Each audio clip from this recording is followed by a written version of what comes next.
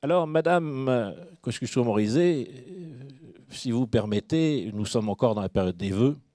Je vais émettre un vœu, celui que vous puissiez un jour nous recevoir à l'Hôtel de Ville en tant que maire de Paris. Ça nous changera. L'alternance à Paris, c'est un bien, c'est un besoin et c'est une urgence. Le Rassemblement des contribuables français déplore que 40% d'augmentation d'impôts ait été imposée, double de l'inflation sur la période, à ces pauvres contribuables parisiens, et que 40 autres pourcents soient déjà prévus sur les 3 prochaines années, vu que l'immobilier est tendance baissière, que le nombre de transactions va reculer. Donc je vous fais une description malheureuse donc, de la situation que vous aurez à gérer, et que l'argent n'a pas été mis de côté sur les bonnes années. Au contraire, il y a des dettes qui sont à rembourser, 4 milliards d'euros de dettes, 4 fois plus que lorsque M. Tiberi est parti, je dirais que sur la décision des électrices et des électeurs. Vous avez un énorme travail à faire, vous en êtes largement capable et vous allez, je pense, le réussir. Tout en gérant mieux la ville, car vous y êtes engagé à ne pas augmenter les impôts de Paris, à baisser les frais de fonctionnement donc à Paris et à faire en sorte que cette ville redevienne le phare du monde, et pas seulement de l'Europe, et non plus la ville en déclin que nous connaissons aujourd'hui. Moi qui vois Paris avec des yeux d'un Normand, je dirais que c'est une jolie ville, mais la ville de Paris, c'était la première destination touristique au monde. C'est aujourd'hui la 2e en Europe. C'est le bilan de M. Delanoë et de Mme Hidalgo. On n'est pas là pour casser du sucre sur le dos de quiconque, mais dire simplement que les chiens ne font pas les chats et quand vous plantez des socialistes, ils poussent des impôts et des fonctionnaires. Je suis fils de fonctionnaire, ma mère était prof de maths. Petit-fils donc de fonctionnaires aux impôts, mais sachez que quand on multiplie les fonctionnaires, ils fonctionnent moins bien. Et donc, quand on a une administration pléthorique, la première chose que fait cette administration, c'est de se regarder progressivement le nombril pour savoir qui va décider entre les différents décideurs. Et donc, il y a un gros travail à faire, je pense, et vous êtes tout à fait capable donc, de l'effectuer. Donc, je vais vous souhaiter, pour 2014, non seulement la victoire, mais toute l'énergie nécessaire pour 6 années de magnifiques réussites à la tête de la capitale et ensuite, pourquoi pas, d'autres ambitions après la fin de votre mandat, puisque j'ai bien compris que vous ne seriez pas candidate en 2017. Merci en tout cas à vous de nous honorer de votre présence. Bon, bonsoir à tous. Merci d'être là ce soir. Merci en particulier à ceux qui sont venus de loin. Ça me touche particulièrement. Là, j'entends les Pyrénées, Toulouse, les Strasbourg, là-bas. Alors, je vous propose de vous parler... Comment ? Oui, je vous propose de vous parler surtout de Paris, mais je pense qu'on peut se dire à propos de Paris des choses qui intéressent toute la France. Parce qu'en fait, tous les Français aiment Paris, parce que c'est la capitale, et puis parce que Paris peut être un exemple positif ou un exemple négatif pour le reste des collectivités. Peut-être que l'idéal, c'est que je vous fasse quelques mots d'introduction sur la question fiscale et la bonne gestion, et après que vous puissiez à votre tour prendre le micro et aborder les sujets, d'autres sujets qui vous intéressent. J'ai noté, monsieur, que la question de la sécurité, par exemple, vous intéressait compte tenu de votre activité dans le négoce d'or, et j'imagine qu'il y aura plein d'autres sujets. Alors, Nicolas Miguel a dit en introduction, à Paris, on a été en quelque sorte le laboratoire des socialistes sur la question des hausses d'impôts. Il y a une bataille de chiffres sur les impôts à Paris. Et sans assommer avec des chiffres, je pense qu'il est bon d'en avoir quelques-uns incontestables en tête pour pouvoir poser les choses. Les hausses d'impôts à Paris entre 2001 et 2013, c'est 40% en volume. C'est-à-dire quand on regarde l'impôt qui est prélevé sur les Parisiens, il est passé de 2,2 milliards à 3,1 milliards. Ça fait plus 40% en volume. La municipalité actuelle conteste ce chiffre en disant bah oui, mais ça c'est le volume, mais c'est l'addition, la multiplication d'un taux et d'une base, et puis il y a des Parisiens en plus, et puis etc. Il y a 2 300 000 Parisiens, c'est-à-dire 100 000 de plus qu'en 2001. Donc ce n'est pas une variation tellement considérable que la hausse de 40% en soit modifiée. Pour ce qui est des taux, c'est vrai qu'il y a des taux différents, mais certains ont augmenté carrément plus que 40%. Par exemple, la taxe foncière à Paris, elle a augmenté de 70%. Il y a aussi une très grande variation suivant la situation des personnes. Si vous regardez la taxe de balayage, il y avait au début des 2 mandatures 7 niveaux, 7 taux différents de taxe de balayage. La municipalité a choisi d'homogénéiser les choses et de mettre tout le monde au même taux. Mais devinez à quel taux on a mis tout le monde? On a mis tout le monde au taux le plus haut. Et donc ça veut dire que certains ont vu leur taxe de balayage augmenter de 600%. Bref, on peut multiplier les chiffres. Moi, je reste sur ce chiffre de plus 40%, parce qu'en fait, c'est le chiffre qui est réel, qui correspond à la réalité vécue. Quand on passe de 2,2 milliards à 3,1 milliards, c'est ce qui est prélevé directement dans la poche des Parisiens. Vous pouvez le tourner de la manière que vous voulez. Il y en a pour lesquels ça a augmenté plus, il y en a pour lesquels ça a augmenté moins. Mais c'est ce qui est prélevé dans la poche des Parisiens. À ce chiffre-là, il faut associer celui de la dette, que la Miguel a esquissé tout à l'heure. Il faut associer celui de la dette, parce que la dette, c'est de l'impôt différé. Et on peut choisir, à certains moments, de maintenir l'impôt à un niveau élevé pour faire baisser la dette, ou au contraire, de financer sur la dette des choses qu'on ne finance pas sur l'impôt pour maintenir l'impôt à un niveau faible. Mais là, à Paris, on a eu à la fois une augmentation de l'impôt et une véritable explosion de la dette. La dette, elle était de 1 milliard en 2001. Au moment où les socialistes ont pris le pouvoir à Paris, ils ont commandé un audit en espérant avoir un audit qui révélerait de graves erreurs de gestion et une mauvaise situation financière de la ville. Ils avaient promis de le rendre public. Ils ne l'ont jamais publié. Ils ne l'ont jamais publié parce que l'audit était tout à fait favorable. L'audit montrait que la gestion financière de la ville, sans doute la gestion était critiquable sur d'autres points puisque les électeurs ont choisi autrement, mais la gestion financière de la ville était saine. Une dette de 1 milliard en 2001, c'est une dette faible pour une collectivité parce que le budget de la ville de Paris, c'est 8 milliards par an.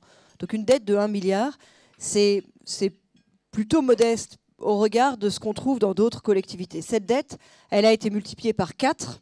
Elle est aujourd'hui de 4 milliards. Et elle continue à augmenter, parce que vous savez qu'il y a une inertie très forte dans la dette, il y a des engagements qui sont pris. En 2015, elle sera de 5 milliards. Donc c'est en fait une dépense différée encore beaucoup plus importante que la hausse des impôts. La hausse des impôts, elle est par ailleurs prévue pour continuer dans le système actuel. Pourquoi? Pour 2 motifs. D'abord, avec la création du Grand Paris. La création du Grand Paris, moi je suis favorable au principe du Grand Paris. Je pense qu'il faut que Paris s'élargisse, que 2 300 000 habitants, c'est trop petit au regard des grandes métropoles du monde. Toutes les grandes métropoles font 5 millions, 6 millions, 8 millions, 10 millions. Mais le Grand Paris, tel qu'il nous est proposé aujourd'hui, c'est une nouvelle couche administrative qu'il va falloir financer. Ça va coûter 3,4 milliards par an. Ce sont les chiffres du Grand Paris. Une partie de ces 3,4 milliards, c'est des transferts. Une autre partie, ce sont de nouveaux impôts. Parce qu'en fait, le Grand Paris qu'ils font, c'est un Grand Paris de la péréquation de la dette, de la péréquation des difficultés financières. Ça va être le refinancement de la dette de la Seine-Saint-Denis. Et donc, il est d'ores et déjà prévu que dans les 3,4 milliards, il y ait 300 à 400 millions de nouveaux impôts pour les Parisiens. Et on sait comment ils seront prélevés, parce que c'est prévu dans la loi. La loi prévoit une homogénéisation des taux entre Paris et les départements de Petite Couronne. Donc, on sait que pour Paris, ça va être une augmentation de 35% de la cotisation foncière des entreprises et de 20% de la taxe d'habitation. Voilà ce qui nous attend du fait du Grand Paris.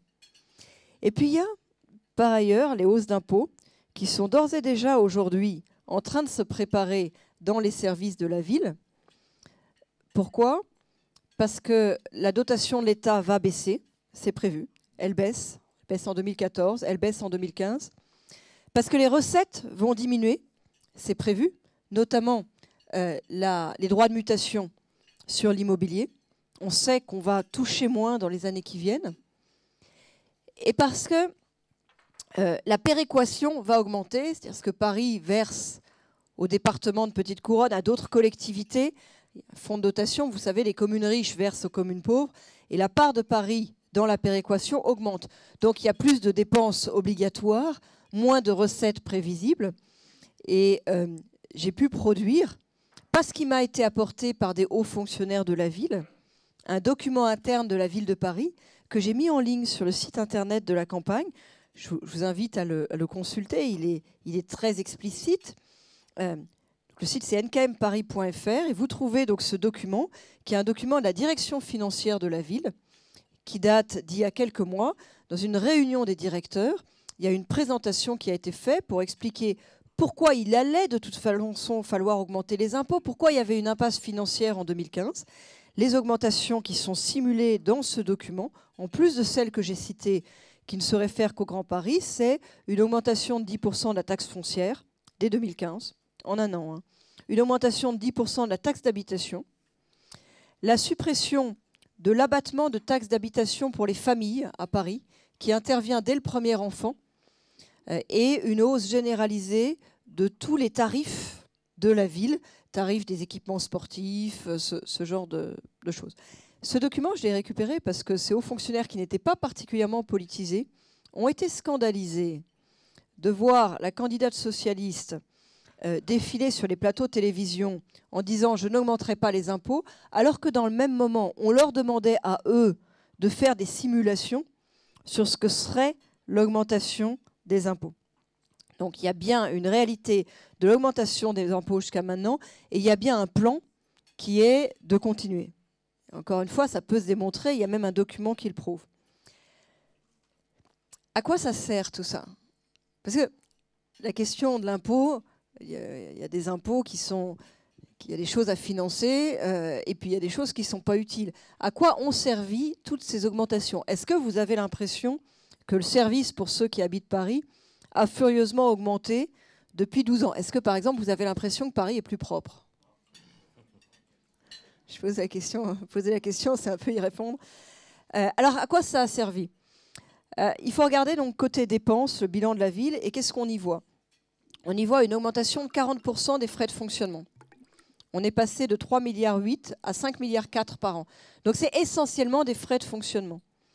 On y voit une augmentation de plus de 30% du train de vie de la ville. Ce que j'appelle train de vie, c'est les charges à caractère général. C'est tout le fonctionnement des services, mais le fonctionnement hors charge de personnel. Fonctionnement des services, fonctionnement des cabinets. Elles correspondent à quoi, ces augmentations des frais de fonctionnement et des charges à caractère général? Elles correspondent d'abord à une très forte hausse du nombre de fonctionnaires de la ville, qui est passé de 40 000 en 2001 à 54 000 aujourd'hui. Ce sont les chiffres des bilans sociaux de la ville de Paris. Ce sont des chiffres officiels. Donc plus 14 000 fonctionnaires en 12 ans, plus 14 000 fonctionnaires, sur lesquels, quand on demande à la ville pourquoi autant, elle répond « nous avons créé des crèches ». Ce qui est vrai. Il y a eu quelques crèches de créer. Mais si vous regardez les 14 000 fonctionnaires, il y en a en fait 2200 qui correspondent à des nouveaux équipements et 300 qui correspondent à des transferts de compétences entre collectivités. Donc il y en a 2500 dont on sait où ils sont. Enfin, il y en a quand même 14 000 nouveaux. Où sont les autres? Les autres, ils sont beaucoup dans la multiplication de fonctions d'encadrement et le dédoublement de fonctions d'encadrement. Donc des postes de sous-directeur adjoint, des postes de chargé de mission, avec parfois d'ailleurs des très hauts salaires, et finalement une administration qui devient pléthorique à sa tête. Ce qui n'est pas une fatalité. L'administration de la ville de Paris a été, et elle est toujours dans une certaine mesure, une très belle et grande administration. Elle recrute à un niveau élevé, et c'était une administration très attractive. Mais aujourd'hui, vous avez un secrétariat général très important, qui recrute sur des motifs dont on peut penser qu'ils sont politiques. Les 3 personnes qui sont à la tête du secrétariat général viennent toutes du cabinet de Laurent Fabius. Je ne mets pas en doute leur qualité, mais enfin, il y a une filière. Si vous voulez 3 personnes à la tête, ça fait beaucoup. Donc ce secrétariat général chapeaute 4 pôles. On voit déjà le millefeuille, hein, car en dessous des 4 pôles, il y a 23 directions. Et là aussi, dans les 23 directions, il y a des nominations qui laissent songeur. Par exemple, il y avait une directrice de la voirie et des déplacements qui était une ingénieure de la ville. Elle a été remplacée en 2011 assez brutalement par un énarque qui venait d'où? Du cabinet de Laurent Fabius. Vous avez la direction des ressources humaines. Normalement, dans une administration comme ça, qui a ses propres corps, on pourrait penser qu'elle est dirigée par un fonctionnaire de la ville. Elle est dirigée par 3 fonctionnaires détachés de l'éducation nationale. Détachés, donc primés par la ville. Bref, cette augmentation d'impôts, elle a beaucoup servi à financer une administration qui se développait dans ses fonctions supérieures et ses fonctions d'encadrement. Elle a servi aussi à financer des politiques dont personnellement je conteste l'utilité. Par exemple, la préemption d'immeubles très chers dans le cœur de Paris pour les transformer en logements sociaux. Je vous donne un exemple que je trouve qui me retient toujours l'oreille, mais il y en a plein d'autres comme ça. 21 millions d'euros pour un immeuble avenue Georges V, pour y faire 24 petits logements sociaux. C'est à une station de métro de la première boulangerie. Il y a un vrai problème de logement à Paris, mais je ne suis pas sûre que l'argent ainsi dépensé soit dépensé au mieux. Il y a aussi de la mauvaise gestion. Un exemple en matière de mauvaise gestion, la direction de la voirie et des déplacements, il me semble, était rue du Louvre dans un bâtiment, dans un immeuble. L'immeuble a été vendu. Mais ils se sont mal débrouillés, c'est-à-dire qu'ils n'ont pas organisé le déménagement de l'administration dans les temps impartis. Et donc il a fallu payer le loyer aux gens auxquels on avait vendu l'immeuble. 4,9 millions par an. Il y a des dépenses qui sont mal faites, qu'il faut donc refaire et qui coûtent. Si vous prenez l'angle de la rue Lafayette avec le boulevard de Magenta, les dépenses de voirie, ça a été refait 3 fois. Et c'est toujours pas satisfaisant aujourd'hui. Il y a des dépenses qui sont un véritable gâchis et pour le coup une forme de gabegie dans les cabinets des adjoints. Il y a aujourd'hui 36 adjoints au maire de Paris. Ça sert en fait à servir les différentes sensibilités de la majorité. Vous prenez l'attractivité économique, il y a 4 adjoints différents qui s'en occupent d'une manière ou d'une autre. Alors ça vient se cumuler avec cette administration pléthorique, parce que vous avez 23 directions, mais vous avez aussi 36 adjoints qui cherchent à les contrôler, qui cherchent à les utiliser, à les faire travailler. Donc on voit bien la déperdition d'énergie et d'argent qu'il y a derrière, parce qu'un cabinet d'adjoints, c'est en moyenne 500 000 euros. 500 000 euros, pour donner un ordre d'idée, c'est le prix d'un feu d'artifice génial pour le réveillon le 31 décembre. Vous savez, le feu d'artifice qu'il n'y avait pas à Paris, ce qui faisait qu'on avait des touristes qui erraient sur les Champs-Élysées en demandant « mais où est la fête ?» On est quand même à Paris, il n'y a pas de feu d'artifice, il n'y a pas de concert, il n'y a rien. Ben, c'est le prix d'un adjoint sur une année. Il y a aussi, derrière tout ça, carrément de l'abus, de la distribution de primes.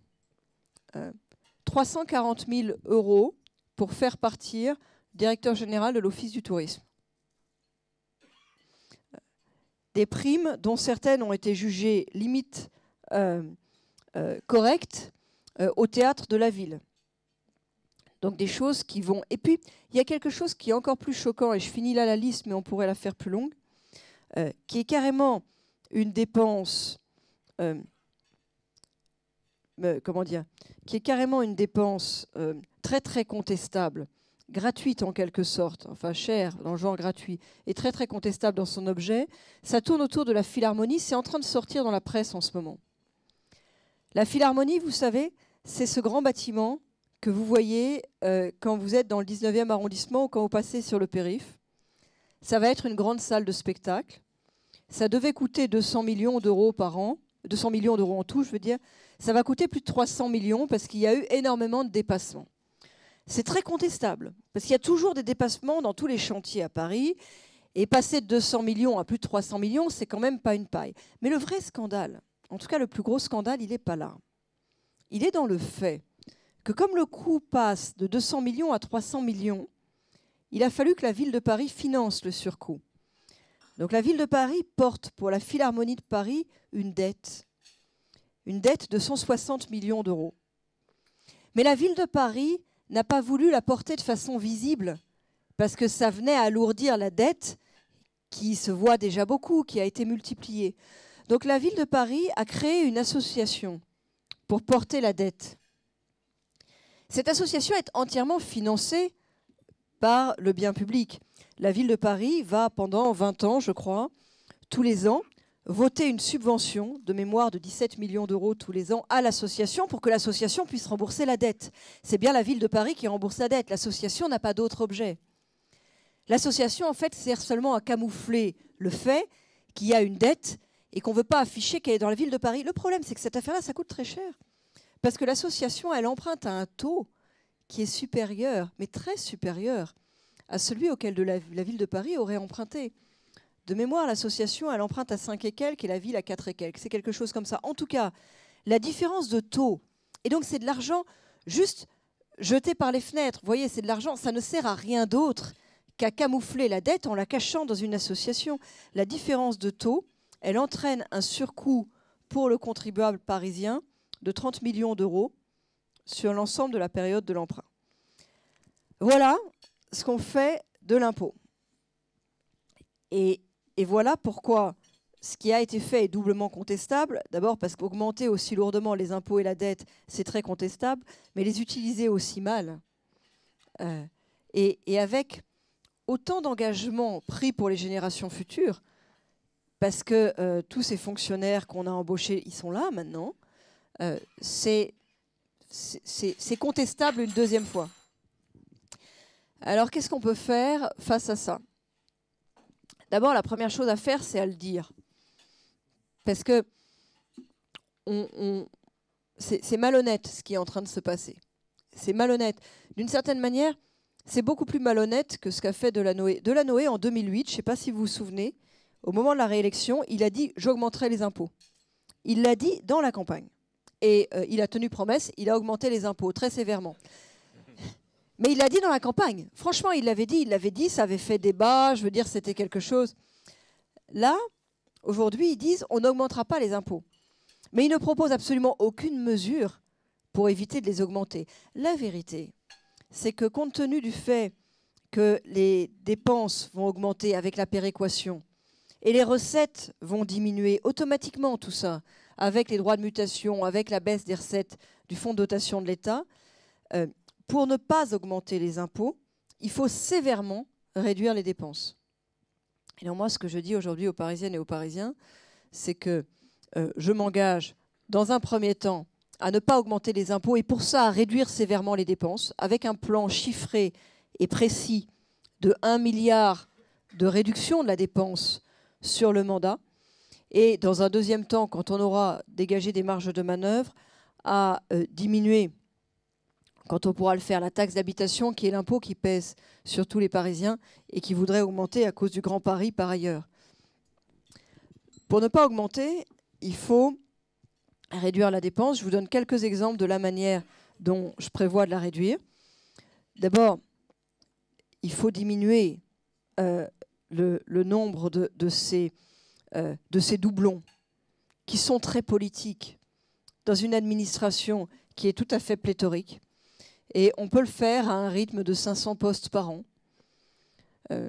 500 postes par an, parce que ça se fait du non-renouvellement de contrat, si vous voulez, donc ça ne se fait pas brutalement. Et 500 postes par an, c'est le rythme auquel j'évalue, moi, la possibilité de pouvoir dédoublonner, de pouvoir simplifier, de pouvoir alléger tout l'encadrement supérieur de cette administration. Réduire la dépense, c'est réduire l'absentéisme, qui est chronique dans la ville de Paris et qui est lié à la question précédente. Parce qu'en fait, comme on a multiplié le nombre des petits chefs, et ben quand vous parlez aux fonctionnaires qui sont sur le terrain et à leurs représentants, ils vous disent on est démotivés. On a 10 personnes au-dessus de nous qui nous expliquent comment il faut tenir le balai et on est toujours tout seul à le tenir. Et vous avez un rapport de la Chambre régionale des comptes qui montre que l'absentéisme à la ville de Paris coûte 200 millions d'euros par an aux Parisiens. 200 millions d'euros par an, avec un taux d'absentéisme qui est de 11% en moyenne, mais qui atteint par exemple presque 20% dans le service des éboueurs. Je parlais tout à l'heure de la propreté. On voit bien qu'on a une double peine là, parce qu'on paye à la fois la multiplication des fonctions d'encadrement, mais on le paye aussi double avec la démotivation des agents. Le plan de 1 milliard de réduction, c'est aussi arrêter les dépenses absurdes, comme par exemple la préemption, je le disais, des immeubles très chers dans le cœur de Paris. Mettre fin à un certain nombre de doublements à des administrations et pas seulement des fonctions de direction qui entraînent les problèmes de mauvaise gestion que j'évoquais, parce que l'affaire de la direction de la voirie des déplacements dans l'immeuble de la rue du Louvre, qui se retrouve à payer un loyer alors que son déménagement n'a pas été organisé avant la vente de son immeuble, c'est typiquement une mauvaise administration qui est liée en fait à un fonctionnement en silo et à des fonctionnaires qui ne se parlent pas entre eux. Bref, il y a tout un plan chiffré, je peux rentrer dans le détail, mais c'est peut-être un peu fastidieux parce que ça va faire beaucoup de chiffres. Mais en tout cas, ce que je dis, c'est que pour ne pas augmenter les impôts à Paris aujourd'hui, il faut sérieusement réduire les dépenses. Sinon, en fait, la logique, c'est l'augmentation des impôts et on y court tout droit. Et d'ailleurs, en fait, ils la préparent et ils l'ont préparée. Voilà ce que je voulais vous dire en introduction peut-être, et je vous propose de vous passer le micro et que vous choisissiez les thèmes pour la suite. Merci à tous. Président de la Chambre syndicale des négociants d'or et du bijou d'occasion. J'ai également 14 points de vente sur Paris. Alors effectivement, par rapport à la spécificité de mon activité, je vais aborder dans un premier temps le problème de la sécurité, puisque par exemple l'année dernière sur 14 points de vente, 3 braquages, donc 20% des points de vente ont été braqués, malgré qu'on ait des SAS, des alarmes, des vidéos et tout, puisqu'en fin de compte, aujourd'hui les braqueurs sont passés à un stade supérieur, et on l'a bien vu récemment lors des braquages rue de la Paix, ou en fin de compte, ou rue Saint-Honoré, où en fin de compte, il n'hésite plus à rentrer à 4, 5, 6, 7. Donc nous sommes une profession, j'ai participé à des réunions au ministère de l'Intérieur, hein, place Beauvau, à des commissions, où en fin de compte on nous entend mais on ne nous écoute pas. En fin de compte on nous fait venir en tant que chambre syndicale, parce qu'en fin de compte il faut bien qu'il y ait des représentants de la profession, mais ça s'arrête là. Ça s'arrête là. On nous entend, mais on ne nous écoute pas. Donc, je pense qu'il y a une expérience à faire, c'est d'aller dans un commerce, de prendre son téléphone et d'appeler la police pour savoir combien de temps ils vont venir. Effectivement, ils sont certainement pas nombreux, ou des fois sur des mobylettes et pas sur des T-Max. Mais néanmoins, le constat est qu'il y a un réel problème de sécurité. Et pour ne pas parler de mon métier, en fin de compte, moi, il y a quelque chose qui me choque, mais alors énormément, tous les ans, quand vous passez devant les Galeries de Lafayette, on apporte un service aux gens, c'est-à-dire que vous avez un bus, un commissariat mobile. Je sais pas si, je pense que tout le monde l'a vu un petit peu. Vous avez un bus, c'est-à-dire qu'en fin de compte, c'est un constat de dire que on apporte le service, que les gens puissent déposer plainte, effectivement, près d'Opéra et tout. C'est un constat d'échec, en fin de compte, de la sécurité, puisqu'on apporte le service de porter plainte. Pour les étrangers dont vous parliez effectivement, je pense que c'est tout à fait choquant. L'autre point, qui est plus spécifique à notre activité, par les développements des cours de l'or de 2008. Bon, je vais pas faire un tracé de cette activité. Aujourd'hui, il y a une volonté parisienne de contrôle policier du GIR, du fisc, de tuer un métier. Donc, c'est-à-dire que moi, en tant que président de chambre syndicale, vous allez avoir à peu près, je pense, une petite centaine de points de vente qui vont fermer, donc à peu près 200 personnes qui vont se retrouver au chômage par une volonté politique, en général, de casser une activité qui, jusqu'à présent, était créateur d'embauches et d'emplois. Ce que vous dites me rappelle quelque chose, moi, qui m'a beaucoup choqué, qui a été, je ne sais pas si vous vous souvenez, il y a eu une affaire de Chinois, de touristes chinois qui se faisaient systématiquement dévaliser à la sortie du Louis Vuitton des Champs-Élysées. Et il y avait une bande là qui les attendait et qui leur piquait tout systématiquement, y compris la marchandise, à la sortie du Louis Vuitton. Et la réaction de la ville de Paris, conjointement avec la préfecture de police, ça a été de créer... Alors Louis Vuitton, je crois, c'était Louis Vuitton, mettait à disposition un personnel qui les accompagnait pour porter plainte au commissariat. Au commissariat, ils organisaient une file séparée pour que les touristes puissent porter plainte. Et il me semble que la ville de Paris finançait les traducteurs en mandarin pour que le dépôt de plainte puisse se faire. Donc, on avait organisé les choses pour que les gens puissent porter plainte plutôt que de prendre tout cet argent. Non, mais c'est la folie. Non, mais c'est vrai. Non, mais c'est vrai. Donc oui, il y a un... Et ça rappelle la réaction de l'adjoint en charge du tourisme. Quand il y a eu, vous savez, ça a fait la une de tous les journaux chinois, des touristes qui ont été dévalisés, je crois que c'était dans le RER, juste arrivés à Roissy. Et il y a eu une interview dans le Parisien, 3 questions A, de l'adjoint en charge du tourisme. Et on lui demandait « Qu'est-ce que vous avez fait ?» Et il répondait « Je vais écrire à tous les tours opérateurs pour leur donner des consignes de sécurité, de bien fermer son sac et de ne pas avoir trop d'argent liquide sur soi. » Et voilà, on est dans la même chose. On est dans l'acceptation du problème. Et pourtant, il y a des choses à faire. Et on ne peut pas se résigner, on ne doit pas se résigner. Et en plus, il y a des choses à faire. La ville de Paris, enfin, la municipalité a eu tendance à chercher sur ce sujet des excuses. Plus précisément, ils avaient eu plusieurs postures. C'est-à-dire pendant des années, ils ont dit qu'il n'y a pas de problème de sécurité à Paris. Après, ils ont eu une phase où ils ont dit c'est vrai qu'il y a un problème de sécurité, mais ce n'est pas nous, c'est la préfecture de police. Et puis depuis un mois, on sent l'approche de l'élection, ils s'affolent un peu.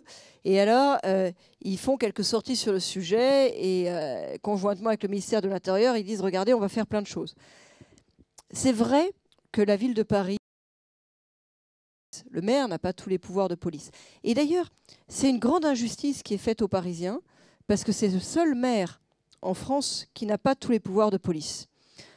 Et il faudra changer ça. Moi, je veux qu'on ait un jour une loi pour rendre les pouvoirs de police au maire de Paris, pour qu'il puisse avoir les mêmes capacités d'action que n'importe quel maire en France. N'empêche que, sans attendre, il ne peut pas créer une police municipale, mais il peut créer une police de quartier à partir des personnels existants, avec de l'îlotage, avec de la présence, sur les questions d'incivilité, sur les questions de proximité. Par exemple, quand il y a du racket à la sortie d'une école, on peut avoir un personnel de la mairie en uniforme qui est là. Et je ne vous dis pas qu'on va lutter contre le grand banditisme avec ces personnels de sécurité. Je pense qu'on peut changer en revanche l'ambiance d'un quartier. Deuxième chose qu'on peut faire, c'est faire de la vidéoprotection. Ça, la ville de Paris peut le faire. Jusqu'en 2006, elle a refusé. Et puis après, elle a accepté le principe, mais en fait, c'est l'État qui a payé. La ville de Paris n'a pas voulu participer. Et donc, quand aujourd'hui, ils font des communiqués pour se féliciter qu'on ait arrêté le tueur fou, vous savez, de Libé, là, avec les caméras... D'abord, c'était les caméras de la RATP, donc c'est même pas celle de la préfecture de police. Et de toute façon, même celles de la préfecture de police, elles n'ont pas été payées par la ville et la ville n'y a pas participé.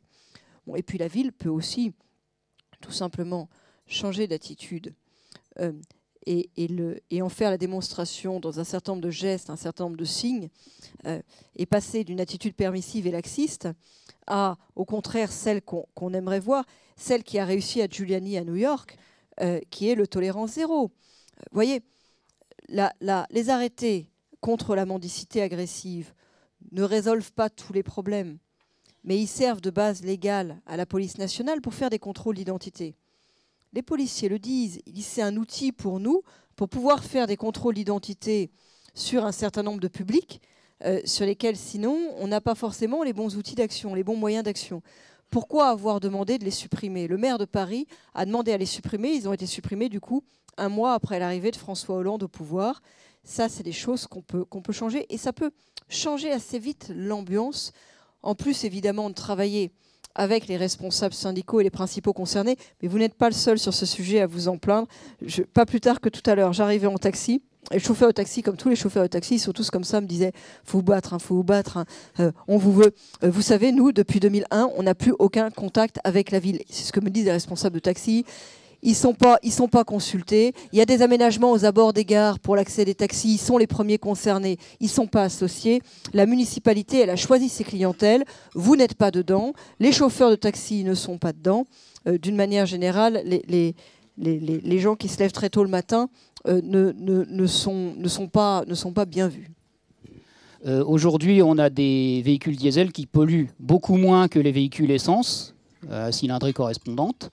et ce depuis déjà de nombreuses années, hein, depuis en fait les normes Euro 2000, les véhicules qui sont fabriqués par PSA ou par Renault ont des moteurs diesel qui sont très performants, qui polluent beaucoup moins en ce qui concerne le CO et le CO2 qu'un véhicule essence, et qui aujourd'hui n'émettent plus de particules, puisque vous avez le filtre à particules, qui est d'ailleurs construit par une entreprise française qui est Faurecia, filiale de Peugeot. Le filtre à particules qui retient quasiment la totalité des particules fines émises par les moteurs diesel. Donc ce qui fait qu'en réalité, si on a un parc de véhicules diesel récents, on a en réalité beaucoup moins de pollution qu'avec les véhicules essence. Hein. Ça, c'est une chose. La pollution en particules est aujourd'hui le problème majeur en termes de santé à Paris.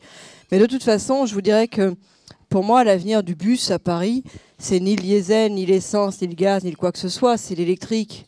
Et je trouve ça absurde qu'on achète encore aujourd'hui des bus au diesel. Mais comme je ne trouverais pas bien logique qu'on achète des bus à l'essence, il se trouve que les bus ils sont plutôt au diesel quand ils sont thermiques. Donc le diesel porte un problème particulier qui est celui des particules, même s'il y en a moins que par le passé. Mais de toute façon, dans les véhicules de la ville, avoir autant de véhicules thermiques est une erreur. Et puis, avoir autant de véhicules tout court est une erreur. Parce que vous voyez, aujourd'hui, au niveau des élus et des directeurs d'administration centrale, il y a un pool de voitures et de chauffeurs. Il y a de mémoire 75 chauffeurs et 68 voitures. À l'heure où on demande aux Parisiennes et aux Parisiens de réduire la place de la voiture dans leur déplacement, je trouve ça pas bien raisonnable. Je trouve ça même un peu choquant. Il n'y a pas d'effort qui est fait en termes d'exemplarité. Pour réduire vraiment la pollution, ma proposition, de toute façon, pour moi, l'affaire du diesel, des véhicules, pour la ville, c'est de l'exemplarité. C'est pas ça qui change fondamentalement les choses. Pour réduire vraiment la pollution, ma proposition, c'est de mettre en place un outil qu'on avait forgé dans le Grenelle de l'environnement et qui n'a pas été utilisé à Paris, qui est la possibilité d'interdire sur un calendrier concerté, annoncé à l'avance, certains types de véhicules les plus polluants. Je prends un exemple, les cars de tourisme. Vous avez, à la haute saison, jusqu'à 2000 cars de tourisme par jour. Paris est une des seules villes à ne pas réguler la pollution des cars de tourisme. Vous avez plein de villes touristiques dans lesquelles les cars polluants sont interdits. À Paris, ça n'est pas le cas. Donc, une société internationale de cars de tourisme, elle a intérêt à mettre ses cars de tourisme les plus anciens sur Paris, parce que là, il n'y a pas de limitation d'accès. Bon, ben moi, je propose qu'on mette en œuvre une mesure du Grenelle de l'environnement qui est une interdiction sur certains types de véhicules le plus polluants. Je trouve ça pas normal qu'on se retrouve avec les vieux cars de tourisme dont les autres veulent plus ailleurs. Je pense que de toute façon, on n'est pas respecté, on se fait pas respecter quand on est moins exigeant que les autres. Sur un sujet comme ça, il faut qu'on ait un niveau d'exigence qui est à la hauteur de la capitale. Il n'y a pas de raison qu'on accepte n'importe quel type de véhicule en cœur de ville, là où les grandes capitales, elles, prononcent des interdictions. Et la pollution en particules est aujourd'hui le problème majeur en termes de santé à Paris. Mais de toute façon, je vous dirais que pour moi, l'avenir du bus à Paris, c'est ni le diesel, ni l'essence, ni le gaz, ni le quoi que ce soit, c'est l'électrique. Et je trouve ça absurde qu'on achète encore aujourd'hui des bus au diesel, mais comme je ne trouverais pas bien logique qu'on achète des bus à l'essence, il se trouve que les bus ils sont plutôt au diesel quand ils sont thermiques. Donc le diesel porte un problème particulier qui est celui des particules, même s'il y en a moins que par le passé. Mais de toute façon, dans les véhicules de la ville, avoir autant de véhicules thermiques est une erreur. Et puis, avoir autant de véhicules tout court est une erreur. Parce que vous voyez, aujourd'hui, au niveau des élus et des directeurs d'administration centrale, il y a un pool de voitures et de chauffeurs. Il y a de mémoire 75 chauffeurs et 68 voitures. À l'heure où on demande aux Parisiennes et aux Parisiens de réduire la place de la voiture dans leur déplacement, je trouve ça pas bien raisonnable. Je trouve ça même un peu choquant. Il n'y a pas d'effort qui est fait en termes d'exemplarité. Pour réduire vraiment la pollution, ma proposition, de toute façon, pour moi, l'affaire du diesel, des véhicules, pour la ville, c'est de l'exemplarité. C'est pas ça qui change fondamentalement les choses. Pour réduire vraiment la pollution, ma proposition, c'est de mettre en place un outil qu'on avait forgé dans le Grenelle de l'environnement et qui n'a pas été utilisé à Paris, qui est la possibilité d'interdire sur un calendrier concerté, annoncé à l'avance, certains types de véhicules les plus polluants. Je prends un exemple, les cars de tourisme. Vous avez, à la haute saison, jusqu'à 2000 cars de tourisme par jour. Paris est une des seules villes à ne pas réguler la pollution des cars de tourisme. Vous avez plein de villes touristiques dans lesquelles les cars polluants sont interdits. À Paris, ça n'est pas le cas. Donc, une société internationale de cars de tourisme, elle a intérêt à mettre ses cars de tourisme les plus anciens sur Paris, parce que là, il n'y a pas de limitation d'accès. Bon, ben moi, je propose qu'on mette en œuvre une mesure du Grenelle de l'environnement qui est une interdiction sur certains types de véhicules le plus polluants. Je trouve ça pas normal qu'on se retrouve avec les vieux cars de tourisme dont les autres veulent plus ailleurs. Je pense que de toute façon, on n'est pas respecté, on se fait pas respecter quand on est moins exigeant que les autres. Sur un sujet comme ça, il faut qu'on ait un niveau d'exigence qui est à la hauteur de la capitale. Il n'y a pas de raison qu'on accepte n'importe quel type de véhicule en cœur de ville, là où les grandes capitales, elles, prononcent des interdictions. La question que je voulais vous poser, c'est est-ce que vous n'insistez pas trop sur le fond et pas assez sur la forme? Par rapport au moment de... Maintenant, c'est plus Delanoë, c'est Anne Hidalgo. Donc Anne Hidalgo, il faut quand même arriver à la démystifier, expliquer que son mari, c'est quand même le député PS le plus proche de Martine Aubry, donc il faut le savoir, qu'au niveau de ses revenus, elle triche totalement et que les gens en ont complètement ras-le-bol, qu'au niveau de ses rapports avec François Hollande, qu'il y ait des rumeurs ou pas des rumeurs, les gens disent aujourd'hui sur Internet, il va externaliser Trierweiler dans le 15e, rue Cauchy, parce que comme ça, elle sera bien gardée par Anne Hidalgo. Donc il faut savoir qu'à un moment donné, il ne faut pas parler simplement sur le fond, mais je crois qu'il va falloir aller beaucoup plus sur la forme et que les gens ont l'impression que vous êtes peut-être trop à fleur et moucheté et pas assez violente au niveau des réponses à faire. Parce que le fond, c'est bien, la sécurité, tout ça, les gens vous le créditent. Et il faut savoir que vous avez une chance aussi importante en tant qu'icône, ça je le dis en tant que sociologue, en tant qu'icône, beaucoup d'électeurs qui étaient proches de Delanoë ne voteront pas pour Hidalgo, parce que pour eux, Hidalgo, c'est pas Delanoë. Et ça, c'est essentiel. Donc, à un moment donné, il va quand même vraiment falloir que vous soyez plus punchy par rapport à votre adversaire. Parce qu'une élection, ça se gagne quand même aussi avec du punch. Elle a beaucoup de défauts, elle a beaucoup de vices, beaucoup de tares, etc.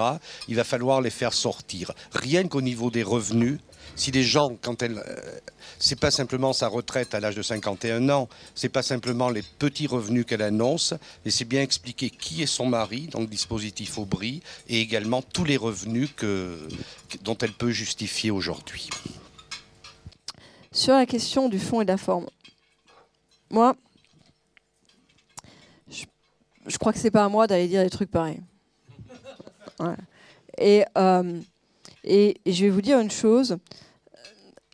Je pense que dans les batailles sur les trucs de personnes et tout ça, il y a à la fois des électeurs qui tendent l'oreille et puis il y en a beaucoup qui se lassent très vite. Il y en a beaucoup que ça dégoûte.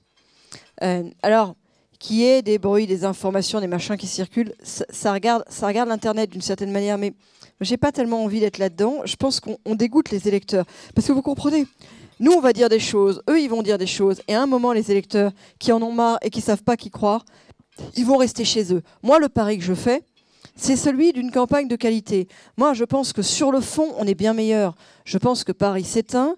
Je pense que c'est une municipalité qui a fait des mauvais choix sur les questions de sécurité, sur les questions de logement, et qui, en plus, même sur des sujets sur lesquels on pourrait discuter, parce qu'il y a des choses, pourquoi pas, c'est une municipalité qui manque d'énergie. Voilà. Donc, je pense que sur les bons sujets, en quelque sorte, sur les sujets de fond, on est meilleur. Et qu'en portant la campagne sur les sujets de fond, on rend ça visible. Sur les chicayas, vous voyez, ils ont une partie des médias qui sont avec eux. Regardez le parti pris d'un média comme, je sais pas, Canal+, les Guignols, les machins. Quelle que soit la réalité sur le fond, ils ont une puissance de frappe, si vous voulez, sur ce genre de choses-là, qui est de toute façon importante. Et donc moi, le pari que je fais, c'est de me tenir à distance de ces choses-là. Ils peuvent taper. Ils l'ont fait en décembre. On voit le résultat dans les sondages du mois de janvier. On passe devant au premier tour. Les Parisiens, ils n'ont pas tellement envie de ça. Ils sentent bien que derrière, il y a un peu de manip. Et ils ont quand même envie qu'on leur parle de leur avenir et de pourquoi Paris est comme ça en voie de déclassement. Le déclassement de Paris, c'est un déclassement collectif, mais ça entraîne un déclassement individuel. Paris, c'est le capital, pas seulement la capitale, le capital de tous les Parisiens. Quelque part, c'est le capital de tous les Français. C'est le vaisseau amiral. C'est Paris qui tire économiquement la France. C'est à Paris que de partout, dans toutes les provinces, à travers l'histoire, on monte, entre guillemets, on monte pour venir réussir. Si Paris décroche, c'est chacun d'entre nous qui décroche un peu, en fait. Quand Paris perd, on perd tous un peu. Ça fait partie de notre patrimoine. Et j'ai envie de dire, c'est encore plus le capital de ceux qui n'en ont pas.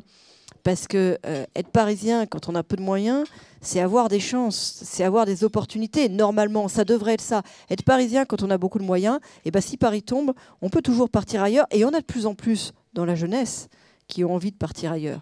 De ces jeunes qui veulent aller créer leur boîte à Londres, de ces créateurs du milieu artistique qui veulent aller vivre leur vie d'artiste à Berlin.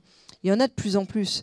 Donc moi, c'est plutôt ça, voilà, que j'ai envie de parler dans la campagne. Mais j'entends votre point de vue.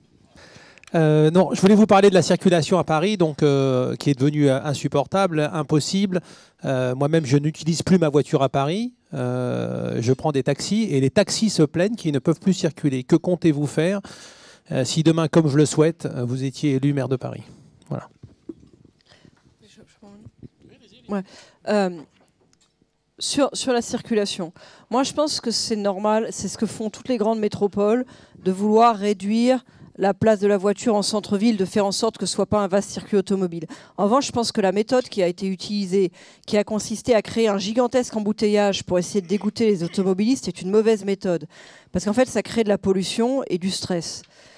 Donc en termes de circulation, moi ma politique ce sera plutôt de différencier selon les quartiers. On ne crée pas un grand embouteillage partout.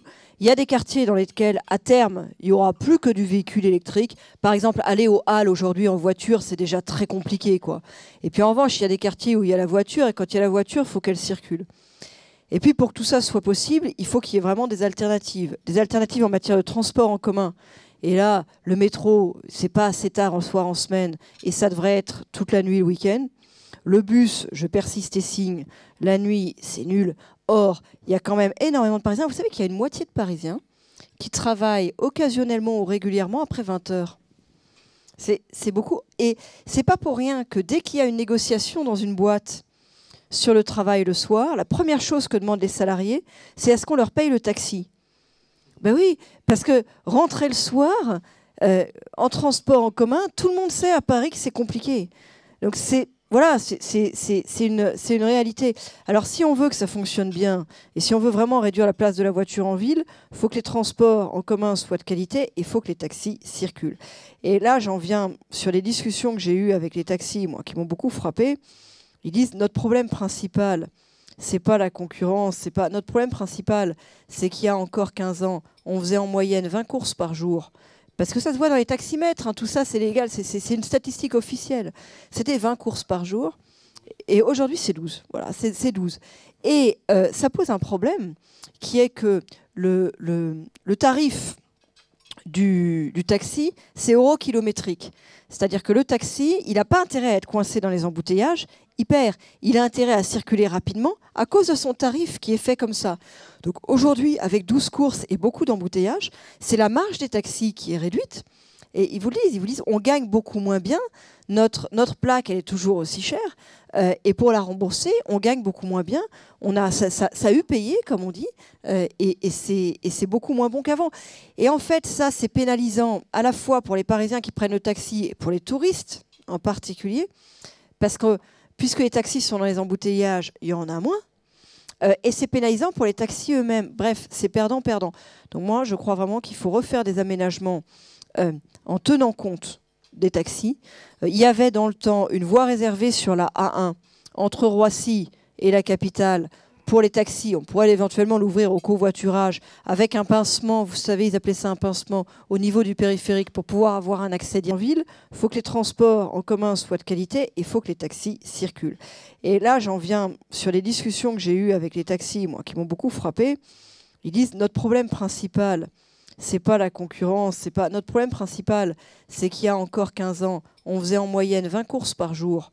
Parce que ça se voit dans les taximètres, hein, tout ça c'est légal, c'est une statistique officielle. C'était 20 courses par jour et aujourd'hui c'est 12. Voilà, c'est 12. Et ça pose un problème qui est que le tarif du taxi, c'est euro-kilométrique.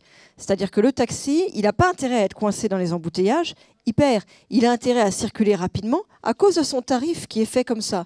Donc aujourd'hui, avec 12 courses et beaucoup d'embouteillages, c'est la marge des taxis qui est réduite. Et ils vous le disent, on gagne beaucoup moins bien.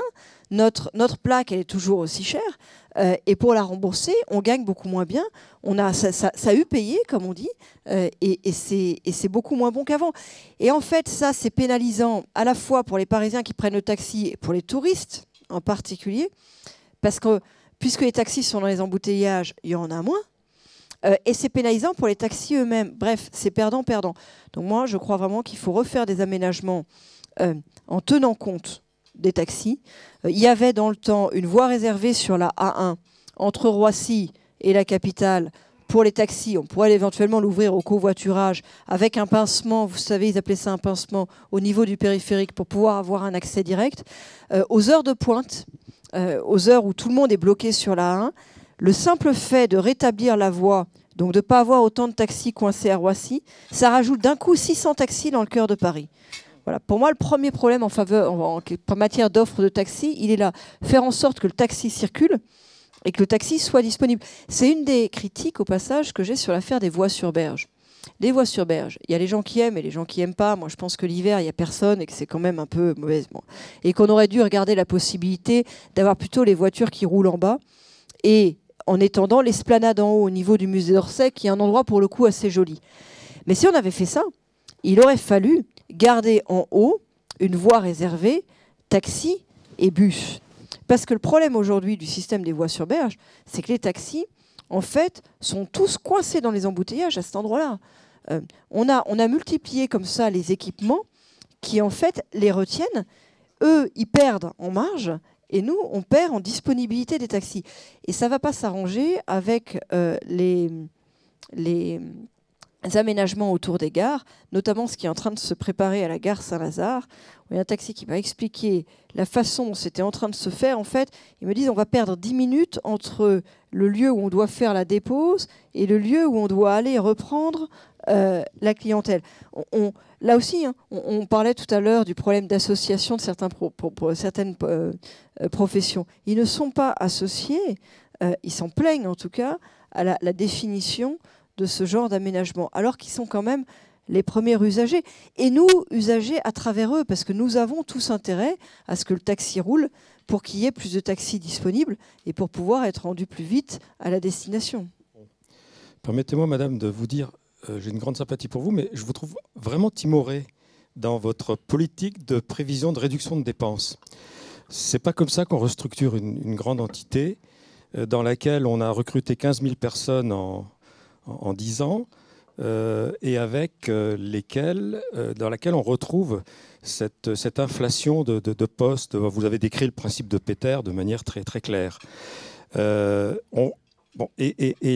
réductions prévues, là, j'ai un petit calcul, c'est pas avec 50 millions d'euros par an pour les réductions d'effectifs ou lutte sur l'absentéisme. Enfin, je crois que ça n'est pas à la hauteur des propos. Il y a une chose extraordinaire qui vient de se passer, assez inattendue, c'est le ras-le-bol fiscal des Français. Il y a une fenêtre qui vient de s'ouvrir, vous pouvez être la première à tirer dedans, mais tirer durement. On vous prête le fait d'être une tueuse. Montrez-le. Montrez-le et osez dire que vous allez supprimer tout ce qui est inutile dans cette ville de Paris, avec ses chauffeurs, ses flottes, ses directeurs d'adjoints, ses cabinets qui coûtent cher. Dites-le. Et ensuite, faites tout le reste que vous venez de dire, effectivement. Mais au niveau du fond, osez faire ce que je crois Nicolas n'a pas osé faire. Il avait le choix entre soit... Non, l'autre Nicolas qui avait le choix entre se montrer, dire la vérité dans la rudesse de l'attaque sur les dépenses. Il avait le choix entre être courageux ou perdre quand même. Bon, je veux dire, là, vous avez une chance de gagner. C'est pas fait encore, hein, mais... Et vous supprimez pas comme ça les postes. En fait, vous faites du non-remplacement. Moi, j'ai été en charge d'une administration qui était importante en nombre, qui regroupait l'ancien ministère de l'Équipement, le ministère de l'Écologie et le ministère du Logement. Il y avait 60 000 fonctionnaires. On a réduit dans le cadre de la RGPP et on a réorganisé l'administration territoriale. Mais c'est des choses sur lesquelles... Vous voyez, ça n'a pas la même souplesse qu'une entreprise, d'autant plus que là, on est dans l'administration territoriale, dans un cadre et un statut qui est particulier. Donc il y a des choses sur lesquelles vous avez une marge de manœuvre rapide. Par exemple, le nombre d'adjoints. Moi, j'ai dit clairement, je ne veux pas 36 adjoints, j'en veux 20 maximum. Et je pense que ce sera mieux organisé. En plus, je pense que ce sera plus efficace. Moi, je veux avoir un petit nombre d'adjoints et des adjoints qui ont vraiment du pouvoir, qui ont une mission, qui sont là, si vous voulez, pour une responsabilité sur laquelle ils seront jugés. Pas du croisement de compétences pour pouvoir caser les uns ou les autres. Et ça, c'est quelque chose qu'on peut faire vite. Enfin, c'est quelque chose dont on est responsable soi-même. Mais il y a des choses... pour lesquels pour lesquels vous avez besoin de temps, en fait. Tout simplement, le non-remplacement des fonctionnaires, ça se fait au moment où les postes arrivent à échéance. Et c'est pas vrai qu'on peut sabrer 5000 postes par an dans cette administration. C'est techniquement impossible. Donc, je comprends ce que vous dites. Il y a des gâchis auxquels on peut s'attaquer tout de suite. Il y a des choses qui sont de l'argent mal dépensé, auxquels on peut tout de suite mettre fin. Par exemple, la préemption des immeubles très chers dans le cœur de Paris, on peut tout de suite y mettre fin. Et puis, il y a des choses qui nécessitent un peu de temps de mise en place parce que c'est l'inertie du système. Et il faut en tenir compte parce que, si vous voulez, ce serait mensonger de ma part que de dire il y a eu 14 000 fonctionnaires embauchés, on va supprimer 14 000. Ça ne marche pas. En fait, ça ne marche pas, c'est pas vrai. Je m'adresse à vous en tant que producteur et surtout par rapport au monde du spectacle. Vous parlez tout à l'heure de cet immeuble pour l'Orchestre Philharmonique. J'y passe tous les jours puisque je suis dans le 17e. Et j'ai mal au cœur parce que ça fait 6 ans que je défends des spectacles, que j'essaye d'avoir des subventions de la ville de Paris, que j'ai vu Madame Hidalgo plusieurs fois parce que je fais des spectacles très militants, qu'on me renvoie à rue du Franc-Bourgeois, que je suis reçue, qu'on me fait faire des dossiers. Ça me fait perdre beaucoup de temps. Et quand j'entends ce qu'a coûté pour l'Orchestre Philharmonique de Paris, les prix qui ont été mis là-dedans, alors qu'il y a tellement d'artistes, moi je les aide en tant que producteur parce que je les engage, mais tellement d'artistes rament dans Paris. Paris, c'est une ville qui vit quand même de ses spectacles par rapport au tourisme, par rapport à tout. Il y a une mauvaise répartition qui, moi, me scandalise. Et je crois qu'il y a vraiment quelque chose à faire à ce niveau-là parce que les gens sont très touchés par le monde du spectacle à Paris. Sur la question de la culture en général, moi je suis frappée de voir à quel point dans le milieu même culturel, il y a aujourd'hui une contestation de la politique qui est menée par la municipalité. C'est insupportable. Vous pouvez faire des dossiers qui peuvent vous prendre 3 mois. Pour ne même plus après vous... J'ai plusieurs artistes qui vont soutenir et qui vont voter. J'ai plusieurs artistes de nos amis qui soutiennent, qui vont voter et qui parlent autour d'eux en faveur de Nathalie, mais qui ne sont pas venus ce soir uniquement à cause des pressions qui sont faites sur eux par le système soi-disant culturel dit de gauche, sur lequel en disant fais gaffe, tu vas te griller les subventions, autre chose. Ils font du bouche à oreille, ils travaillent. Il y en a un qui m'a même autorisé à prononcer son nom s'il le faut, qui met en scène. C'est étonnant, mais il faut voir à quel point il y a une sorte de dictature de la pensée unique en disant les artistes sont de gauche. C'est faux. Des gens du théâtre, des gens donc, du cinéma, des gens, etc., qui sont au Rassemblement des contribuables français, mais on fait pression sur eux de façon mais complètement outrancière. Et Je ça, dirais pas pression. dans On les berne d'illusions. dans les faits, si. Voilà. Moi, Bien ça que fait je 6 remarque ans que je simplement, suis reçue, j'ai mais on m'a remarqué. jamais aidé. Et quand je vois ce qui peut être dépensé par ailleurs, voilà, ça me fait mal au cœur. En fait, il y a plusieurs problèmes dans leur politique culturelle. D'abord, c'est une politique de l'événementiel plutôt qu'une politique culturelle. On crée des grands événements, c'est très paillette, mais un événement n'est pas forcément culturel, ou en tout cas n'est pas forcément créatif. Première chose. Deuxième chose, c'est une politique des grands équipements qui se fait au détriment des petits équipements, au détriment des petites structures. Or, l'histoire des mouvements culturels à Paris, elle s'est beaucoup faite dans des petites structures, dans des lieux alternatifs. Elle ne s'est pas faite dans des grands lieux institutionnels. L'histoire des grands mouvements culturels à Paris, les différentes écoles de Paris des différentes époques, c'est pas de la commande publique. C'est pas né dans des lieux institutionnels. C'est né dans des lieux un peu marginaux, dans des lieux un peu alternatifs. Donc, ils ont mené une politique qui, en fait, étouffe finalement la création et l'étouffe dans un espèce d'entre-soi qui est celui des amis de l'adjoint à la culture, en fait, et rejette dans ses marges tous ceux qui sont peut-être beaucoup plus créatifs, mais qui ont trop de liberté, parce qu'en fait, un artiste, il doit être libre, qui ont trop de liberté pour se soumettre à un système qui est un système de subventionnement et de cours. Et donc c'est là-dessus, en fait, on est un peu à contre-courant. Quelque part, le discours que je mène là, ça devrait être un discours de gauche. Moi, j'appelle à la révolte. La création, elle se fait dans des lieux alternatifs, elle se fait dans des lieux subversifs. L'artiste, il est libre. Il faut qu'il puisse éprouver, revendiquer cette liberté, et qu'il ne soit pas tenu... Excusez-moi de vous avoir interrompu, mais sans subvention, l'artiste n'est pas libre, parce qu'il n'a pas d'argent pour créer. Mais c'est tout le sujet, c'est qu'il ne faut pas que la subvention soit conditionnelle. Si vous voulez, le rôle de l'adjoint au maire de Paris en matière de culture, c'est pas d'entrer en concurrence avec le ministre de la Culture, c'est de créer des lieux de liberté dans lesquels l'artiste va pouvoir s'exprimer et dans lesquels il va avoir les moyens de s'exprimer. Aujourd'hui, c'est pas ça qui se passe. On a organisé un système de cours. Il faut être dans cette espèce de petit entre-soi pour pouvoir bénéficier. Et vous avez des artistes de gauche qui protestent vivement contre ça. J'ai lu un blog qui m'a beaucoup intéressé d'un artiste de gauche qui s'appelle Langlois Mallet. Son blog s'appelle Un peuple créatif, en un mot. unpeuplecreatif.com ou .fr, je ne sais plus. Il affiche la couleur. Quand vous arrivez sur son blog, il y a le point à la rose. Enfin bon, c'est pas droite, hein. Mais il ne dit pas autre chose, en fait. Il dénonce un système d'un petit milieu, d'un entre-soi, qui étouffe la création pour pouvoir finalement l'embrigader. Et donc on veut changer ça. Donc voilà, avant de vous poser une question, je voulais vous remercier parce que ça fait 10 ans que je suis militante chez les jeunes à l'UMP. Et voilà, j'ai pu observer que contrairement à d'autres personnalités, vous avez fait beaucoup pour les jeunes. J'ai encore en mémoire le discours que vous nous aviez fait pour sensibiliser les jeunes à l'écologie aux universités de 2006, aux universités d'été 2006, avant de regarder Une vérité qui dérange. En fait, ce que je voudrais savoir, c'est si vous êtes élu, ce que j'espère, quelles actions vous comptez mettre en place pour empêcher la fuite des jeunes à l'étranger, et particulièrement à Londres, qui vient d'ailleurs de détrôner Paris en première ville touristique. La deuxième question, c'est également comment rendre les jeunes de l'UMP ou qui vous défendent plus visibles par rapport à ceux des autres partis. Parce que ce n'est pas toujours évident de défendre... les jeunes, de défendre ces idées-là quand on est jeune UMP. Alors, sur la deuxième question, moi j'ai une réponse dans les listes.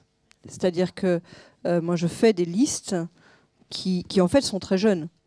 Vous savez, on crédite toujours la gauche de faire mieux sur ceci, mieux sur cela. Ouais. On va voir les listes quand elles seront déposées. On va voir les listes quand elles seront déposées. Les nôtres, elles ressemblent à Paris. Les nôtres, elles ressemblent aux Parisiens. Moi, j'ai un problème. D'abord, j'ai trop de femmes. Pour le moment, j'ai 11 femmes par rapport à 9 hommes. Je ne sais pas comment je vais faire. Il va falloir que je fasse une transformation. Et dans ce sens-là, c'est plus difficile que dans l'autre. Non, mais, pardon, je dis des bêtises. Non, mais bon, mais c'est pas par hasard, si vous voulez. C'est que, voilà, il y a beaucoup de renouvellement. Il y a des renouvellements qui s'est fait à des profils différents. J'ai beaucoup de jeunes. la plus jeune tête de liste, elle a moins de 30 ans. Très bien. J'ai beaucoup de profils originaux et différents. Dans le 12e arrondissement, j'ai une femme, 40 ans, 3 enfants, chef d'entreprise dans le textile. Pas facile, chef d'entreprise dans le textile, pas beaucoup. Donc j'ai des profils différents et qui font la place en fait à une nouvelle génération. Et je l'ai vraiment voulu. Je me suis battue pour ça. C'est pas très simple. Ça entraîne d'ailleurs un certain nombre de conséquences dont vous voyez les échos régulièrement dans la presse, parce que du coup il y a des gens qui sont pas contents parce que j'aurais voulu y être. Mais moi, j'assume ce double choix d'avoir cherché le renouvellement et d'avoir cherché, dès le premier tour, un rassemblement avec les centristes et au-delà, parce que je crois que c'est comme ça qu'on peut gagner Paris. Sur la question, alors, non pas seulement politique, mais des jeunes et de leur place à Paris, d'abord, moi, c'est vraiment quelque chose qui me trouble, ça, ce départ d'une génération, ou ce désir de départ d'une génération. Parce qu'il y a ceux qui partent finalement, il y a ceux qui peuvent partir, et puis il y a ceux qui en rêvent. Et ils partent pas pour des motifs fiscaux. Parfois, ils partent pour des motifs fiscaux au moment de la question de la création d'entreprises. Mais enfin, vous avez plein de jeunes aujourd'hui qui sont serveurs à Londres. Serveurs à Londres, ils ne sont pas partis pour des motifs fiscaux. Donc, il n'y a même pas que ça. Il y a le sentiment d'être dans une ville où on peut réussir, d'être dans une ville où ça peut se passer, d'être dans une ville où il y a une effervescence qu'on attend d'une capitale, et en particulier quand on est jeune. Et ça, c'est quelque chose qu'il faut rapidement inverser, parce que c'est un peu notre sang qui se vide, quoi. Et quand les plus actifs, les plus innovants, les plus s'en vont, c'est vraiment un souci. Ça peut se changer très vite, c'est ça la bonne nouvelle. Ça peut se changer en envoyant des signaux tout de suite, symboliques, et puis en mettant en place un certain nombre de politiques efficaces. Je vous donne quelques exemples. Dans les signaux symboliques, moi je suis pour l'ouverture des commerces ce dimanche. Je trouve que, si vous voulez, une grande capitale, elle doit vivre, quoi. D'une manière générale, d'ailleurs, je trouve qu'il y a un problème d'horaire à Paris. C'est-à-dire qu'on est resté sur des horaires 9h-17h. La tendance aujourd'hui dans le monde, c'est le 24h sur 24, le 7 jours sur 7.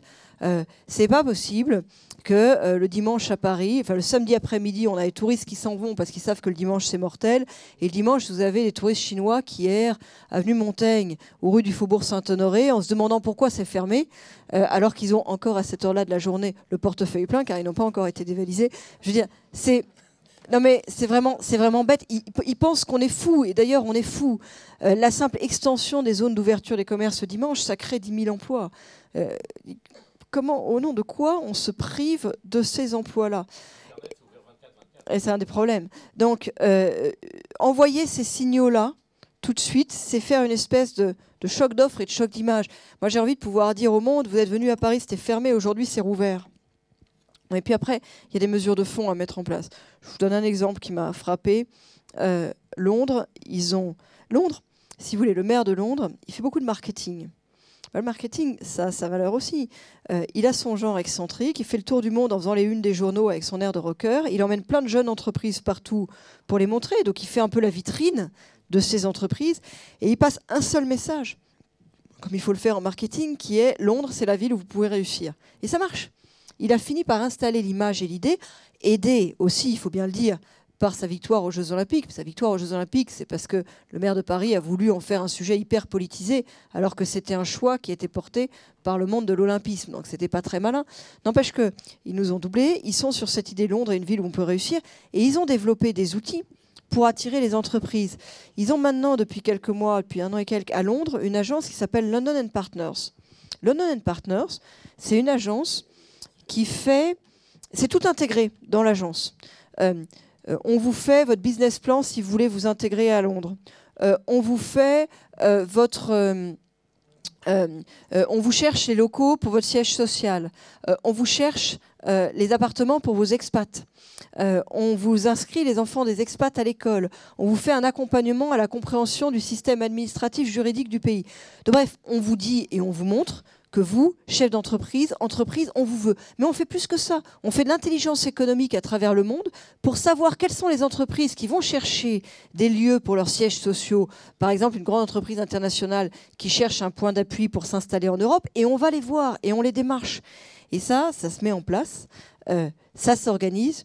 Et ça permet de retrouver à Paris le dynamisme dont on a tous besoin et dont singulièrement la jeunesse, au moment où on construit son avenir et ses perspectives d'emploi, a besoin. Et puis il y a une chose qui parfois fâche, mais dont je veux parler, c'est la question de la vie nocturne parisienne. Une capitale, ça doit vivre. Et ce n'est pas seulement une affaire de commerce. Une capitale, il faut qu'on puisse sortir, il faut que ça tourne. Vous voyez, ça fait partie des choses. Les villes de province ont leur charme. Mais quand on vient à Paris, on attend quelque chose d'un peu différent. Et je reviens sur ce que je disais sur la culture, c'est un peu pareil. Il faut pour ça qu'on reconquiert des lieux un peu marginaux, des lieux un peu différents. Moi, j'ai proposé qu'on utilise mieux les sous-sols de Paris, les stations de métro fantômes. Il faut reconquérir les portes de Paris, recouvrir les voies de chemin de fer aux endroits où elles croisent les portes de Paris. Il faut ces espèces de lieux interlopes, un peu intermittents, pour qu'il se passe quelque chose à nouveau en matière de vie nocturne à Paris. Tenez, mardi, j'étais à Bercy pour présenter un projet d'aménagement avec le maire de Charenton sur tout l'ensemble Bercy-Charenton. Sous Bercy, vous avez 3 tunnels. Les tunnels du baron Leroy sont des tunnels qui datent des années 30, mais qui sont pour partie plus anciens. Voûte en pierre de taille, pavé Napoléon en dessous, c'est magnifique. Ça servait en fait pour les pinardiers. Le vin arrivait là en gros, il était stocké dans des alcôves. C'est thermostaté de manière naturelle parce que c'est profond, 12 degrés en permanence, il n'y a pas besoin d'énergie. Et puis, on faisait du semi-gros et on livrait Paris à partir de là. Pour des raisons que je ne comprends pas, la ville veut les supprimer. Ça, c'est des endroits où il y a encore aujourd'hui des artisans, des ferronniers, des tailleurs de pierre, des gens qui font du bruit et qui ne peuvent pas être au cœur de Paris. Et si on veut garder des artisans au cœur de Paris, il faut bien les mettre quelque part, et on peut les mettre là. Il y a toute une nef, parce qu'il y a 3 nefs et une demi-nef, toute une nef qui a été utilisée pour des tournages de films, qui a été utilisée pour les rave parties dans les années 80. Je ne suis pas en train de vous dire qu'il faut le retour des rave parties, je suis en train de vous dire qu'il faut des lieux alternatifs pour que les jeunes sortent. Il ne faut pas détruire ce truc-là, il faut y mettre une boîte de nuit, il faut y installer les artisans dans la journée pour qu'ils puissent faire du bruit. Une ville, elle doit être vivante, une ville, elle doit donner de l'énergie aux habitants qui y vivent. Et si on aseptise tout, et ben un jour, on n'aura plus aucun de ceux qui ont envie de s'y donner un peu, qui ont envie de réussir et qui ont besoin d'avoir des espaces d'expression et du potentiel. Soit pour travailler, je prends l'exemple des artisans qui ont besoin d'avoir de l'espace et dans certains cas de faire du bruit, soit pour sortir, soit pour créer. Et là, c'est l'exemple des artistes qui partent à Berlin parce qu'ils ne trouvent plus d'espace à Paris. Il y a un tel malaise de vie à Paris que vous voyez, j'ai jamais vu les Parisiens le vendredi soir se disent on prend l'avion, on est à Marrakech, ils reviennent le dimanche soir ou le lundi matin, ou c'est Londres. Donc on a l'impression que les Parisiens fuient leur ville. Voilà. Comment est-ce que vous le ressentez et comment vous analysez cela?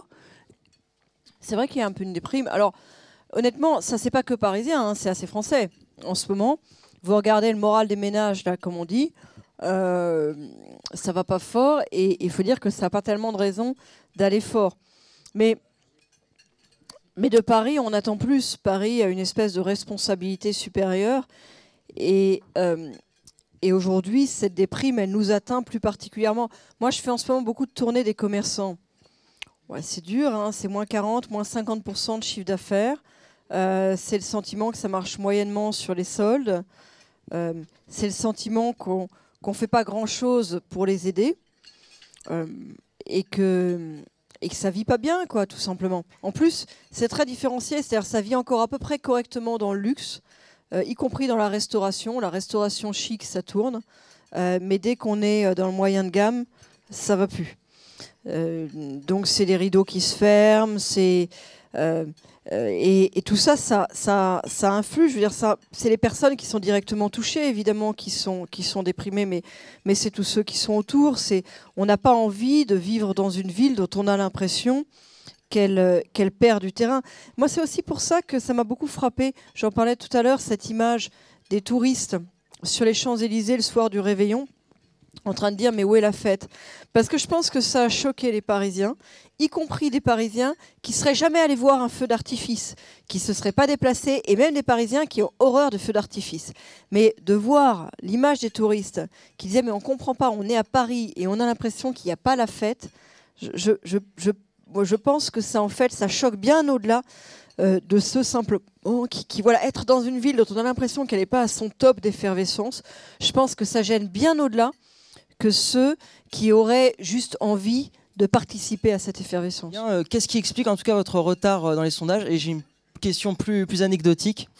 Vous parliez des Champs-Élysées tout à l'heure et de la fête sur les Champs-Élysées. Ça fait 3-4 ans que c'est les mêmes décorations sur les champs et que tout le monde les déteste. Est-ce que vous comptez faire quelque chose pour changer ces décorations? Je commence tout de suite sur les décorations. Celui qui a eu, pour moi, la réflexion la plus claire, la plus lumineuse en quelque sorte, si je peux me permettre, sur les décorations, c'est mon fils aîné, qui, voyant les décorations, m'a dit « Mais maman, pourquoi on a enfermé les arbres ?» Je me suis dit « C'est vrai ça, pourquoi on a l'air d'avoir mis un corset autour des arbres?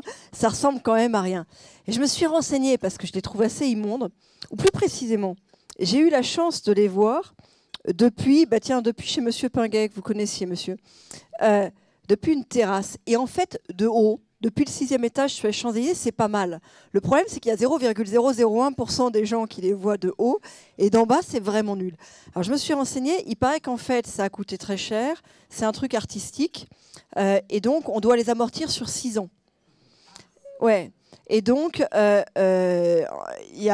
en a encore, en fait, c'est pas fini, normalement, parce que c'était un gros investissement qui avait été décidé pour durer. Donc j'ai eu envie de répondre tout de suite à celle-là parce que je la sentais bien comme ça. Pour le reste, écoutez, concernant mon image, j'ai toujours reçu énormément de conseils sur ce que je devais faire ou ne pas faire, et la vérité c'est que j'ai jamais réussi, même en essayant, à changer quoi que ce soit. Donc, et d'ailleurs, j'ai jamais vraiment essayé, pour tout vous dire. Donc voilà. Donc, je suis comme je suis. Je peux même vous dire un truc. L'autre jour, je me suis payé un plaisir.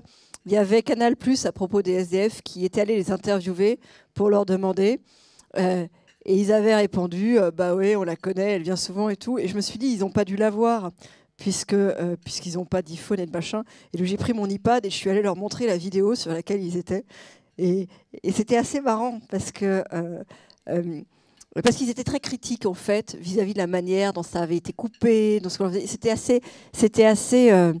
un moment assez émouvant parce qu'en fait ils avaient une grande exigence vis-à-vis de la vidéo et vis-à-vis de l'image qui était donnée et du message qu'on leur avait fait passer. Mais je fais une aparté là-dessus. C'est pas sur la question des sondages.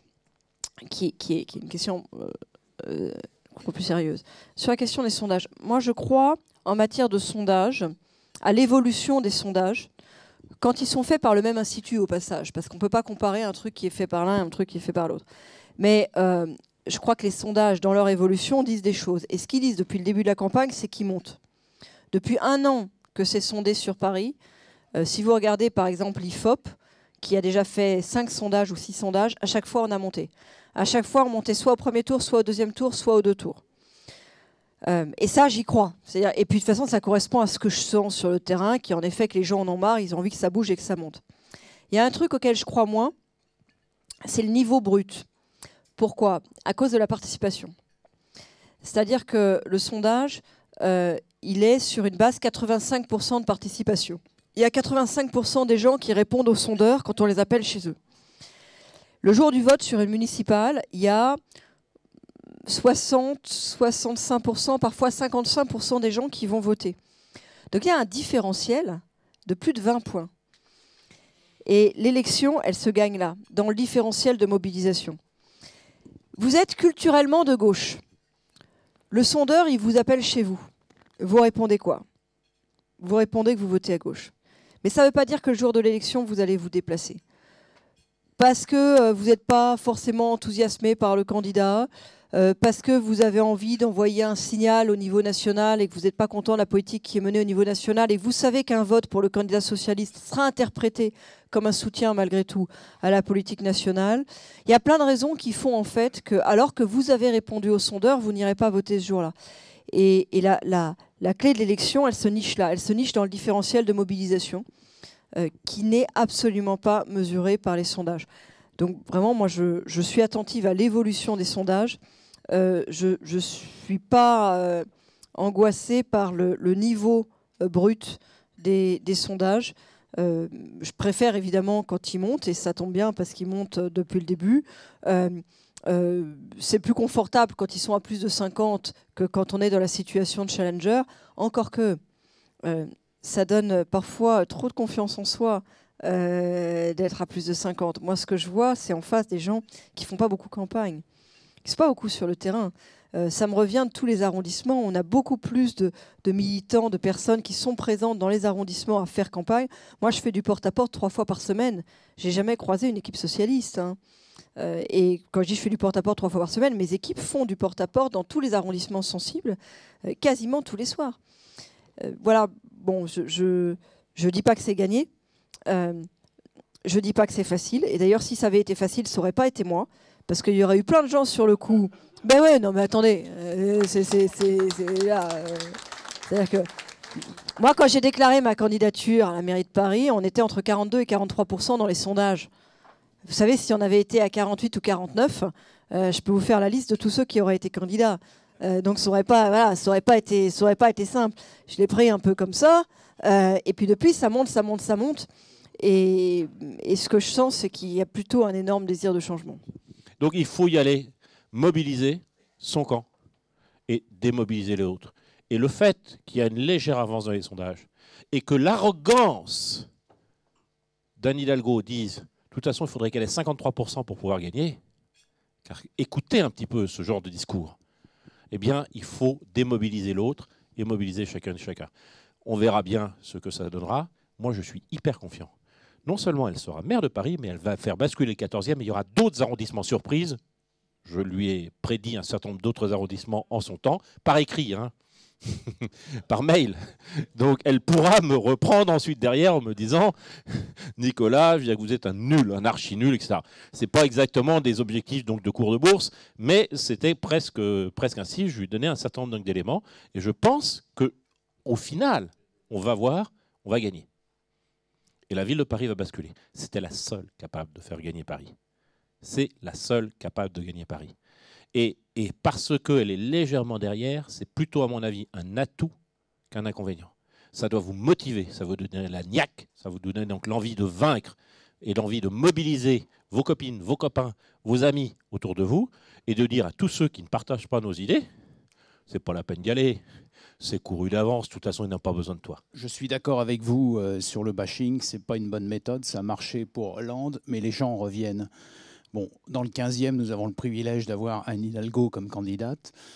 Nous avons également un problème dans le 15e, puisque moi j'habite la porte de Versailles, c'est la tour Triangle, le parc des expositions et le pôle militaire. On dit que vous n'êtes pas favorable à la tour Triangle. Anne Hidalgo, aujourd'hui, dit qu'elle n'est pas favorable non plus, alors qu'elle a poussé à cela. Hein. J'espère que si l'UMP n'est pas favorable à la tour Triangle, vous pousserez votre candidat pour qu'il attaque Hidalgo sur ce sujet dans le 15e. Merci. Là, il nous revient de dénoncer les mystifications. La tour Triangle, c'est le projet de Mme Hidalgo. C'est son projet. Elle a démissionné, je crois, seulement en juillet.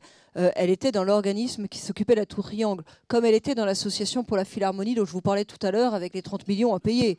Donc voilà, chacun assume ses trucs. Hein. Moi, les gens qui n'assument pas, les responsables politiques qui n'assument pas ce qu'ils ont fait, je trouve ça absolument odieux. On peut faire des erreurs. On peut faire des erreurs. Vous savez, qui n'a pas fait d'erreur dans son entreprise? On peut faire des erreurs, mais on assume ce qu'on a fait. C'est elle qui a dessiné, c'est elle qui a conçu ce projet de tour Triangle. Moi, je suis contre. Je l'ai dit, les yeux dans les yeux à Unibail. La tour Triangle, je la trouve moche.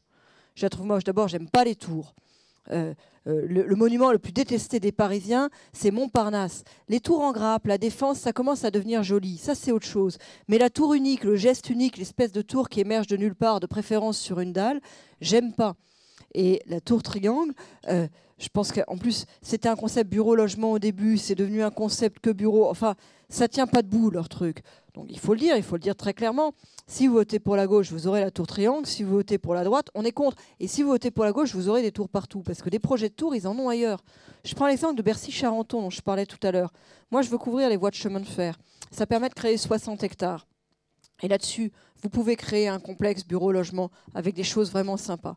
Eux, pour des raisons que je ne comprends pas, ils ne veulent pas couvrir les voies de chemin de fer. Donc, ils veulent juste utiliser les emprises au sol pour faire du logement. Mais du coup, ils sont obligés de construire en tour, de construire beaucoup plus haut pour pouvoir mettre un minimum de logement. Et c'est comme ça. C'est-à-dire leur vision de Paris, c'est des tours lancées de manière sporadique autour du périphérique. Bon, bah, c'est une vision différente, que chacun assume sa vision. Moi, il y a des gens qui aiment les tours. Vous avez même des gens à droite qui aiment les tours. C'est pas forcément un problème que politique. Chacun assume son truc, mais qu'ils n'aillent pas, après avoir fait la promotion des tours, expliquer maintenant qu'ils sont contre. C'est pas vrai. Et la tour triangle, c'est eux qui l'ont lancé. Il faudrait bien mieux se poser la question de savoir pourquoi ce quartier, alors qu'il bénéficie de ce site de parc des expositions, est si peu accueillant. Enfin, il y a quand même 2 cafés, le Dupont et un autre, et l'autre Dupont. Et voilà, le parc des expositions de la Porte de Versailles, ça devrait être quelque chose, ça devrait être une locomotive pour Paris. Aujourd'hui, il y a un vrai problème de conception, il y a un vrai problème sur l'accès, il y a un vrai problème sur l'insertion dans le quartier, et la Tour Triangle ne résout aucun de ces vrais problèmes-là. En fait, c'est une espèce de fuite en avant pour ne pas s'attaquer aux vrais problèmes auxquels fait déjà face le site, alors même que les salons et les congrès, c'est une locomotive pour Paris. C'est très important d'avoir une belle industrie de salons et de congrès pour pouvoir réussir sa ville et augmenter l'attractivité de la ville. Comment vous comptez en fait, retourner la tendance ou, disons, mobiliser ceux qui sont démobilisés et puis faire un peu basculer tous ces gens qui sont en fait des gens à haut revenu, parce que je connais des gens qui sont architectes, qui sont médecins, mais qui votent à gauche et qui ont un esprit très bobo et qui sont quand même assez difficiles à convaincre. Voilà. D'abord, j'ai choisi volontairement la difficulté. C'est-à-dire que j'aurais pu... Moi, je ne suis pas venue là comme une solution de confort. Pour moi, c'était plus confortable de rester où j'étais. Je suis venue là par passion parce que j'avais envie de mener cette bataille, j'avais envie de la gagner. Et du coup, je ne suis pas allée me planquer dans l'Ouest. Ça aurait été plus simple aussi. Hein. J'aurais pu aller dans le 17, dans le 16, dans le 8... proposer une place dans le 5, enfin bon, j'aurais pu aller dans des arrondissements plus faciles pour différentes raisons, mais je ne suis pas là pour avoir une guinche. Je suis là pour mener la bataille et pour qu'on gagne Paris. Donc j'ai choisi d'aller dans un arrondissement qui était un arrondissement de reconquête et un arrondissement qui était la clé de Paris. Pour gagner Paris, aujourd'hui, il faut faire basculer un certain nombre d'arrondissements. Les plus faciles, en quelque sorte, à faire basculer, les premiers sont le 9 et le 4, probablement. Après, il y a le 12. Après, il y a le 14. Il y a des options possibles sur le 2, le 10, le 18. Bref, il y a des choses... chacun a ses analyses là-dessus, mais le 14 est une clé. Il est au point de bascule. Et le point de bascule est difficile. Le 14, il a voté à plus de 60% pour François Hollande. 60% pour François Hollande, hein, voilà, c'est pas simple. Hein, je sais bien que c'est pas simple, mais voilà, moi j'ai choisi de prendre tous les risques pour cette élection parce que j'ai envie de gagner cette bataille. Et puis de toute façon, je pense que les Français en peuvent plus de ces politiques qui vivent leur mandat comme des rentiers de la politique, avec toute la prudence, toute l'économie de soi nécessaire pour pouvoir durer. Et donc voilà, il y a un moment où il faut prendre des risques et aller au bout de ses rêves. On verra bien si les habitants du 14e adhèrent à cette vision-là ou s'ils préfèrent rester dans quelque chose de plus traditionnel, finalement. Vous comprenez, on a une gauche qui cherche à succéder à elle-même. Les vrais conservateurs, c'est eux. D'abord, ils veulent conserver le pouvoir et puis ils veulent prolonger une politique sans lui donner aucun nouveau souffle, sans lui donner aucune nouvelle ambition. voilà, le choix, ce sera entre une nouvelle énergie et on continue pareil, peut-être en un peu moins bien. Et les électeurs, ils feront leur choix en conscience. Moi, ce qui est important pour moi, c'est quelque part de rendre bien visible et lisible le choix. Mon enjeu, c'est ça, c'est de faire en sorte que la campagne, elle tombe pas dans la polémique et dans l'anecdote, et qu'on soit sur les vraies questions. Moi, ce que je pense, c'est que sur les vraies questions, ils choisiront là où vient se nicher l'avenir, en fait. Là où vient se nicher, je vous dis, l'énergie qu'on peut mettre à mener des nouvelles politiques à Paris. Mais s'ils veulent choisir autrement, ils choisiront autrement. C'est la démocratie. Mon sujet, c'est d'être bien sûr que les termes du choix soient vraiment posés. C'est ça pour moi l'enjeu. Et c'est pas très simple avec un système médiatique qui nous est quand même assez hostile, hein, il faut bien dire. Il n'y a qu'à ouvrir les journaux. Hein. Vous êtes contre les tours. Alors moi, je peux comprendre, il n'y a pas de souci. Seulement, je voudrais savoir, en attirant plus de monde, comment est-ce qu'on va régler le problème des logements sur Paris? Parce qu'il y a quand même, c'est un point hyper important. Moi qui viens de Strasbourg, je le vois, je regarde un petit peu l'immobilier pour éventuellement m'installer, et c'est hors de prix. Donc, quand vous parlez de serveurs qui vont effectivement à Londres, de petits travailleurs, enfin, sans dénigrer, hein, bien sûr, mais de gens qui ont un revenu modeste, comment est-ce qu'on peut faire pour se loger encore à Paris? Moi, je suis effaré, je ne sais pas, je suis incapable de dire comment est-ce qu'on peut vivre dans 20 mètres carrés. Donc voilà. D'abord, moi, je suis pour un urbanisme néo-haussmannien, donc très dense, en fait. Très dense, mais pas très haut.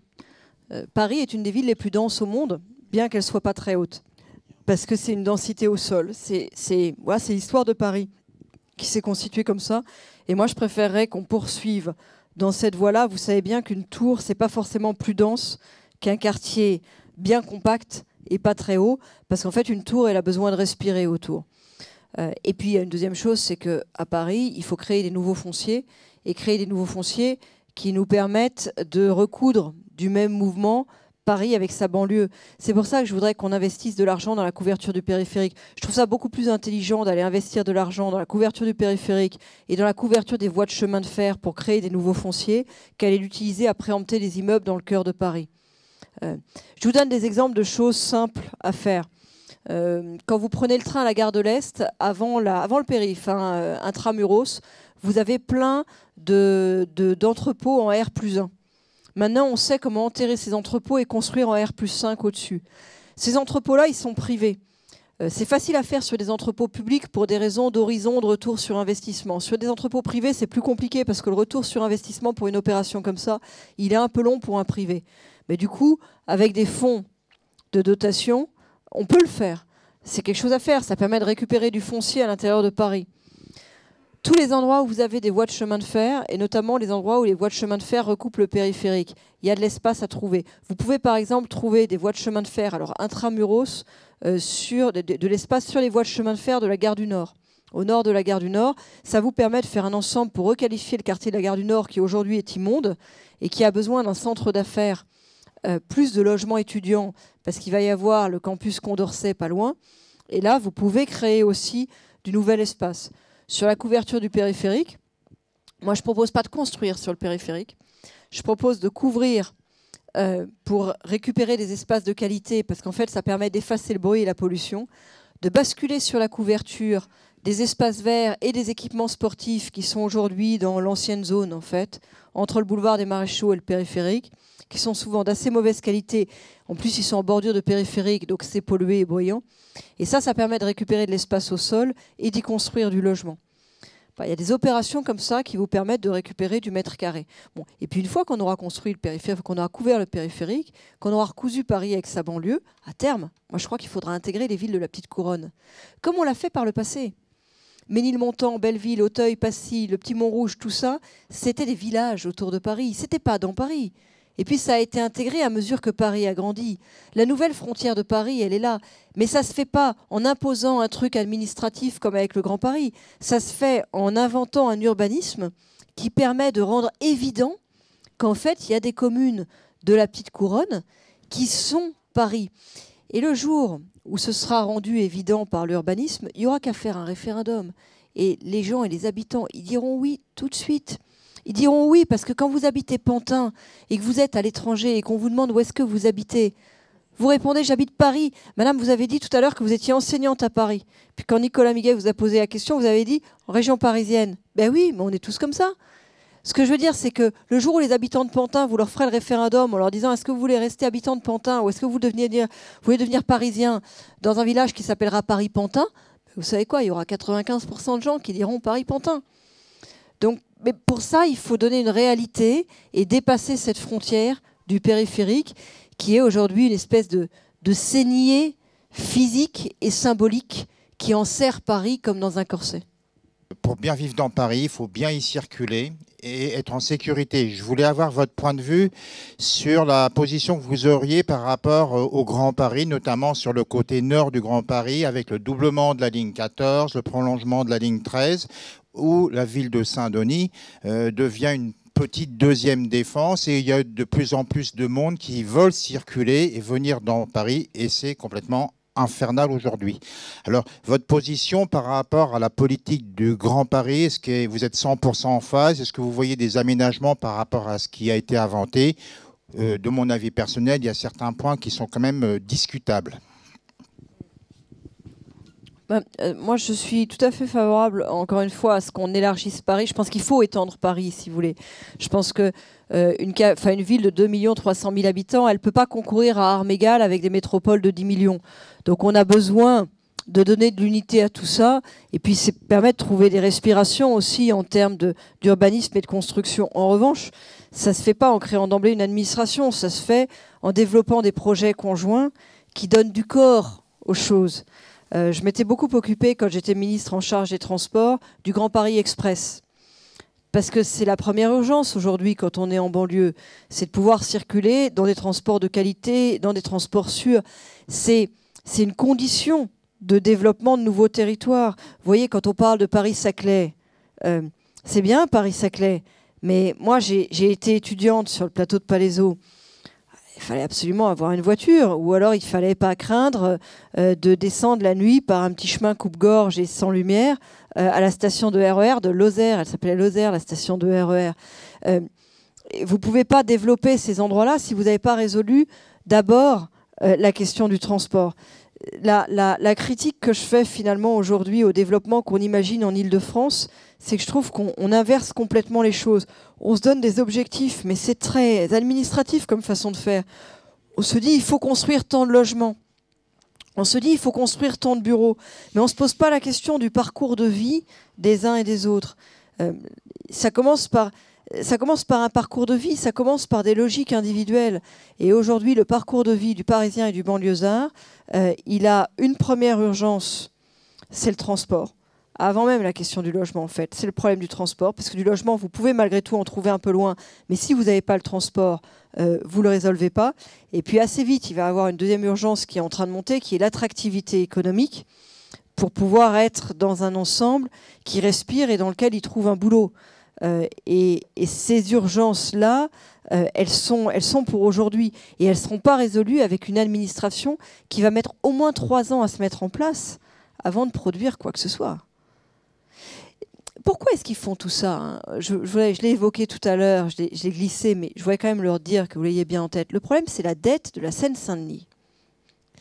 Quand vous regardez la façon dont ça va se passer, le Grand Paris, il y a 2 perdants. C'est Paris et les Hauts-de-Seine. Il y a un grand gagnant, c'est la Seine-Saint-Denis qui va voir sa dette mutualisée. Et il y en a un pour lequel, en fait, c'est assez neutre, c'est le Val-de-Marne. C'est un Grand Paris des impôts. C'est un Grand Paris de la mutualisation de la dette. C'est un Grand Paris de la mutualisation des problèmes. Ça n'a rien à voir avec le Grand Paris qu'on avait appelé de nos voeux, nous, qui était un Grand Paris des solutions pour les problèmes du quotidien avec les transports, et surtout un Grand Paris de l'attractivité économique pour pouvoir faire, nous, notre agence London & Partners dont je parlais. Moi, je la veux, celle-là, avec une équipe. Mais il me faut un commando de jeunes bien structurés qui va rechercher dans le monde les sièges sociaux qui cherchent un endroit et qui les piquent aux Anglais et aux autres. C'est ça pour moi le Grand Paris, parce que ces sièges sociaux, on ne pourra pas tous les installer dans Paris. Donc il faut avoir une surface, il faut avoir un territoire sur lequel on s'organise pour être compétitif. Et c'est à peu près le contraire de ce qui est en train d'être fait. Bien, merci. C'était donc la dernière question. Alors, je vois que vous avez pu comprendre pourquoi, il y a quelques mois de cela, au moment où certains d'entre vous râlaient, je vous ai dit il faut mettre 3 € dans le commerce pour s'inscrire pour l'élection primaire ouverte et faire en sorte qu'elle soit la candidate, parce qu'elle va devenir la maire de Paris. Elle va gagner, et non seulement elle a la niaque, ça tout le monde savait qu'elle avait l'intelligence, mais vous voyez, elle est capable d'avoir, pas seulement d'avoir un projet pour Paris, mais porter ce projet à la réalisation. Et donc, tout ce que nous pouvons vous souhaiter, chère Nathalie, je vais vous raccompagner jusqu'à la porte d'entrée. Pendant ce temps-là, tout le monde va prendre le café et m'attendre patiemment pour que je revienne s'ils ont des questions à me poser à moi. Donc, dessus, tout ce qu'on peut vous souhaiter, c'est de continuer comme vous êtes. Surtout, ne changez rien. Surtout, ne changez rien. Voilà. Bon vent. Et après, le prochain rendez-vous, c'est à la mairie. Mais pas seulement la mairie du 14e, la mairie de Paris. Parce qu'on récupère les clés. Merci. Vous voyez, les chats sont partis, les souris dansent. Vous étiez tout oui et très sage. Quand Nathalie parlait, vous étiez tout oui et très sage. Et dès que je reprends le micro, immédiatement, donc, la classe se dissipe. Ah, je vois ça. C'est avant. J'espère que vous avez eu plaisir à rencontrer celle qui, je le pense, sera le maire de Paris, la maire de Paris. Je vais pas vous infliger la relecture des messages, des mails, des courriers que j'ai reçus, très nombreux, me reprochant au moment des primaires ou encore récemment, me dire mais qu'est-ce que vous soutenez, Madame Kosciusko-Morizet? Autant voter Hidalgo dès le premier tour. C'est pas ça, c'est pas bien, c'est pas notre tasse de thé, c'est pas si. De gens qui, quand même, gentiment, envoyaient quand même leur chèque de contribution annuelle au RCF. Hein. Je veux dire que c'est sympathique, donc on peut pas dire que ce soit donc des gens qui me soient hostiles et qui soient vraiment hostiles, en disant mais comprenez, vous faites le pardon des offenses, Nicolas, peut-être, mais 550 milliards d'euros de dette, elle était ministre de ce gouvernement-là.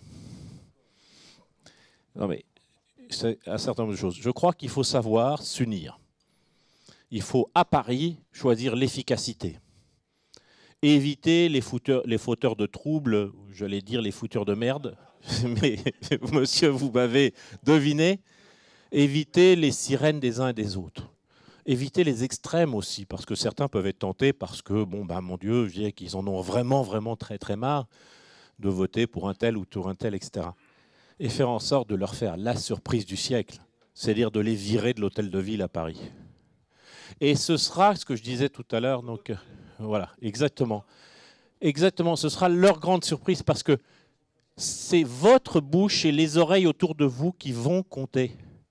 Quand vous sentez que quelqu'un est très socialiste, autre chose, tu n'as pas besoin d'aller voter, ils n'ont pas besoin de ta voix. Et quand vous avez quelqu'un qui, au contraire, n'est pas vraiment spécifiquement socialiste, en appui avec le gouvernement actuel, et dessus, je dirais qu'il est important que tu ailles voter et le faire mobiliser à fond la caisse.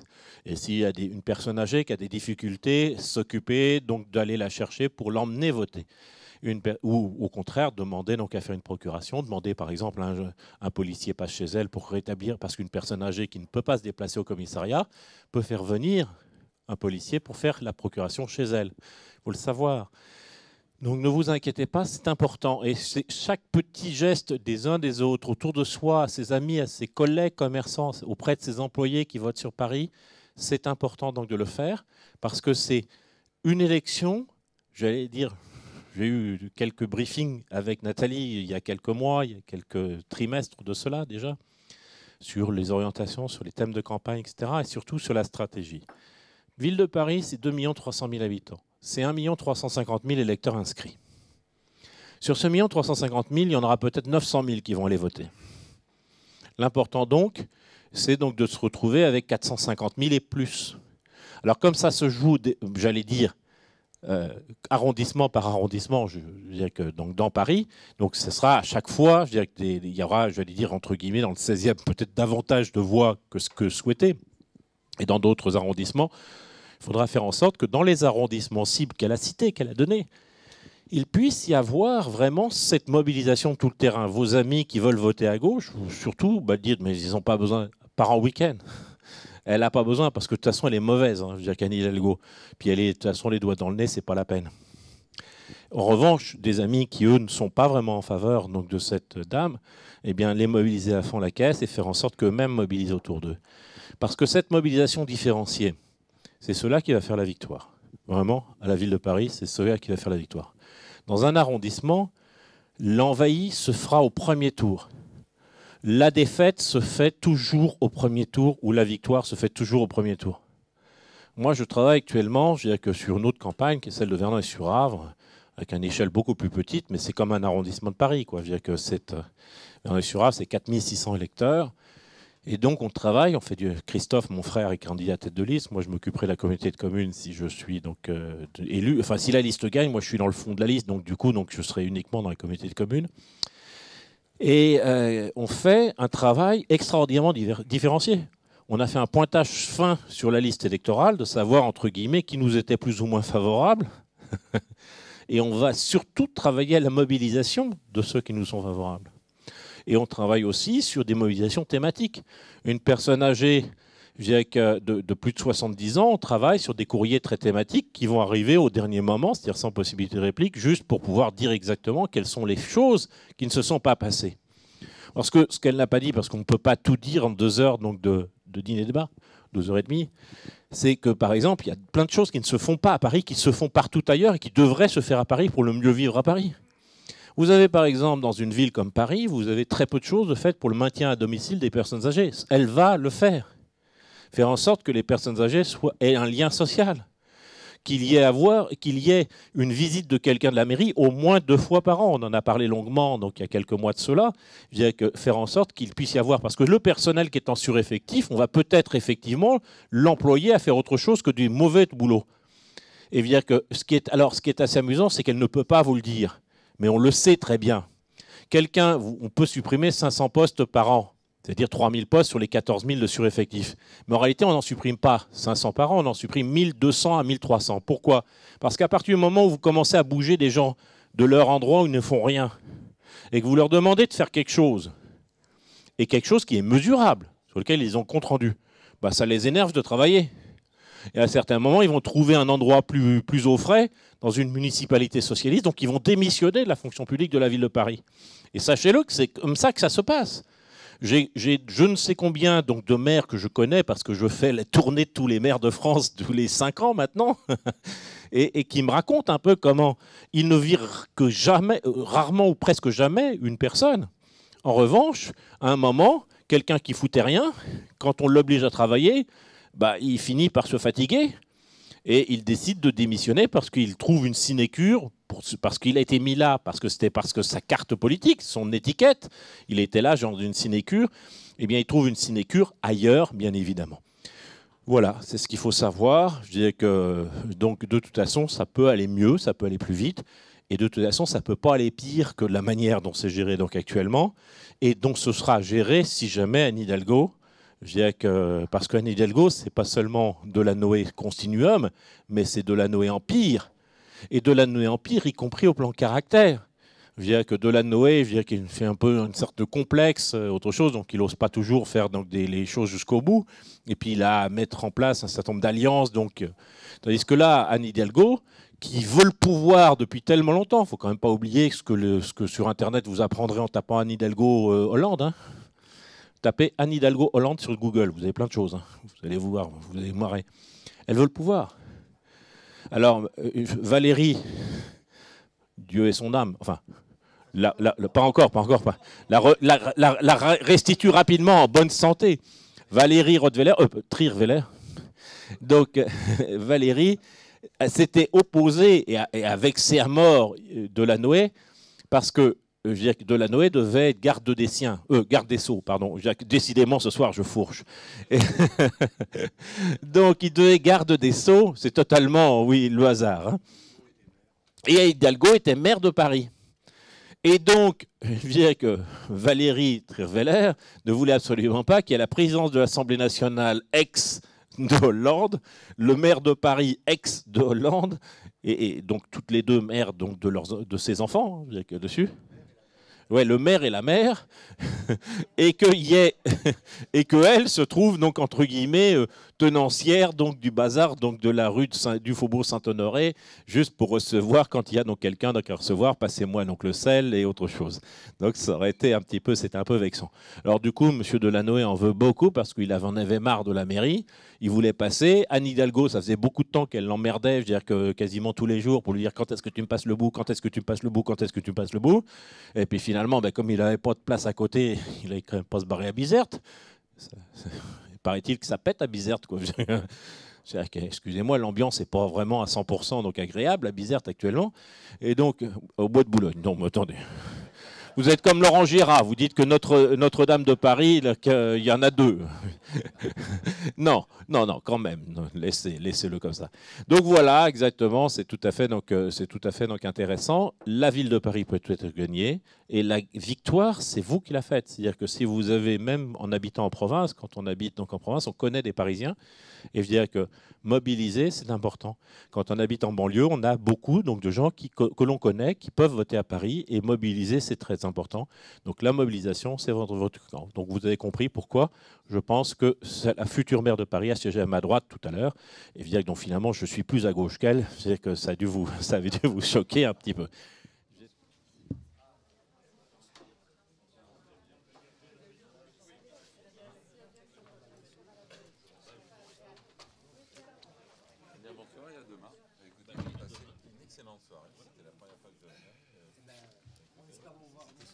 Avec grand plaisir, c'était un très bon moment.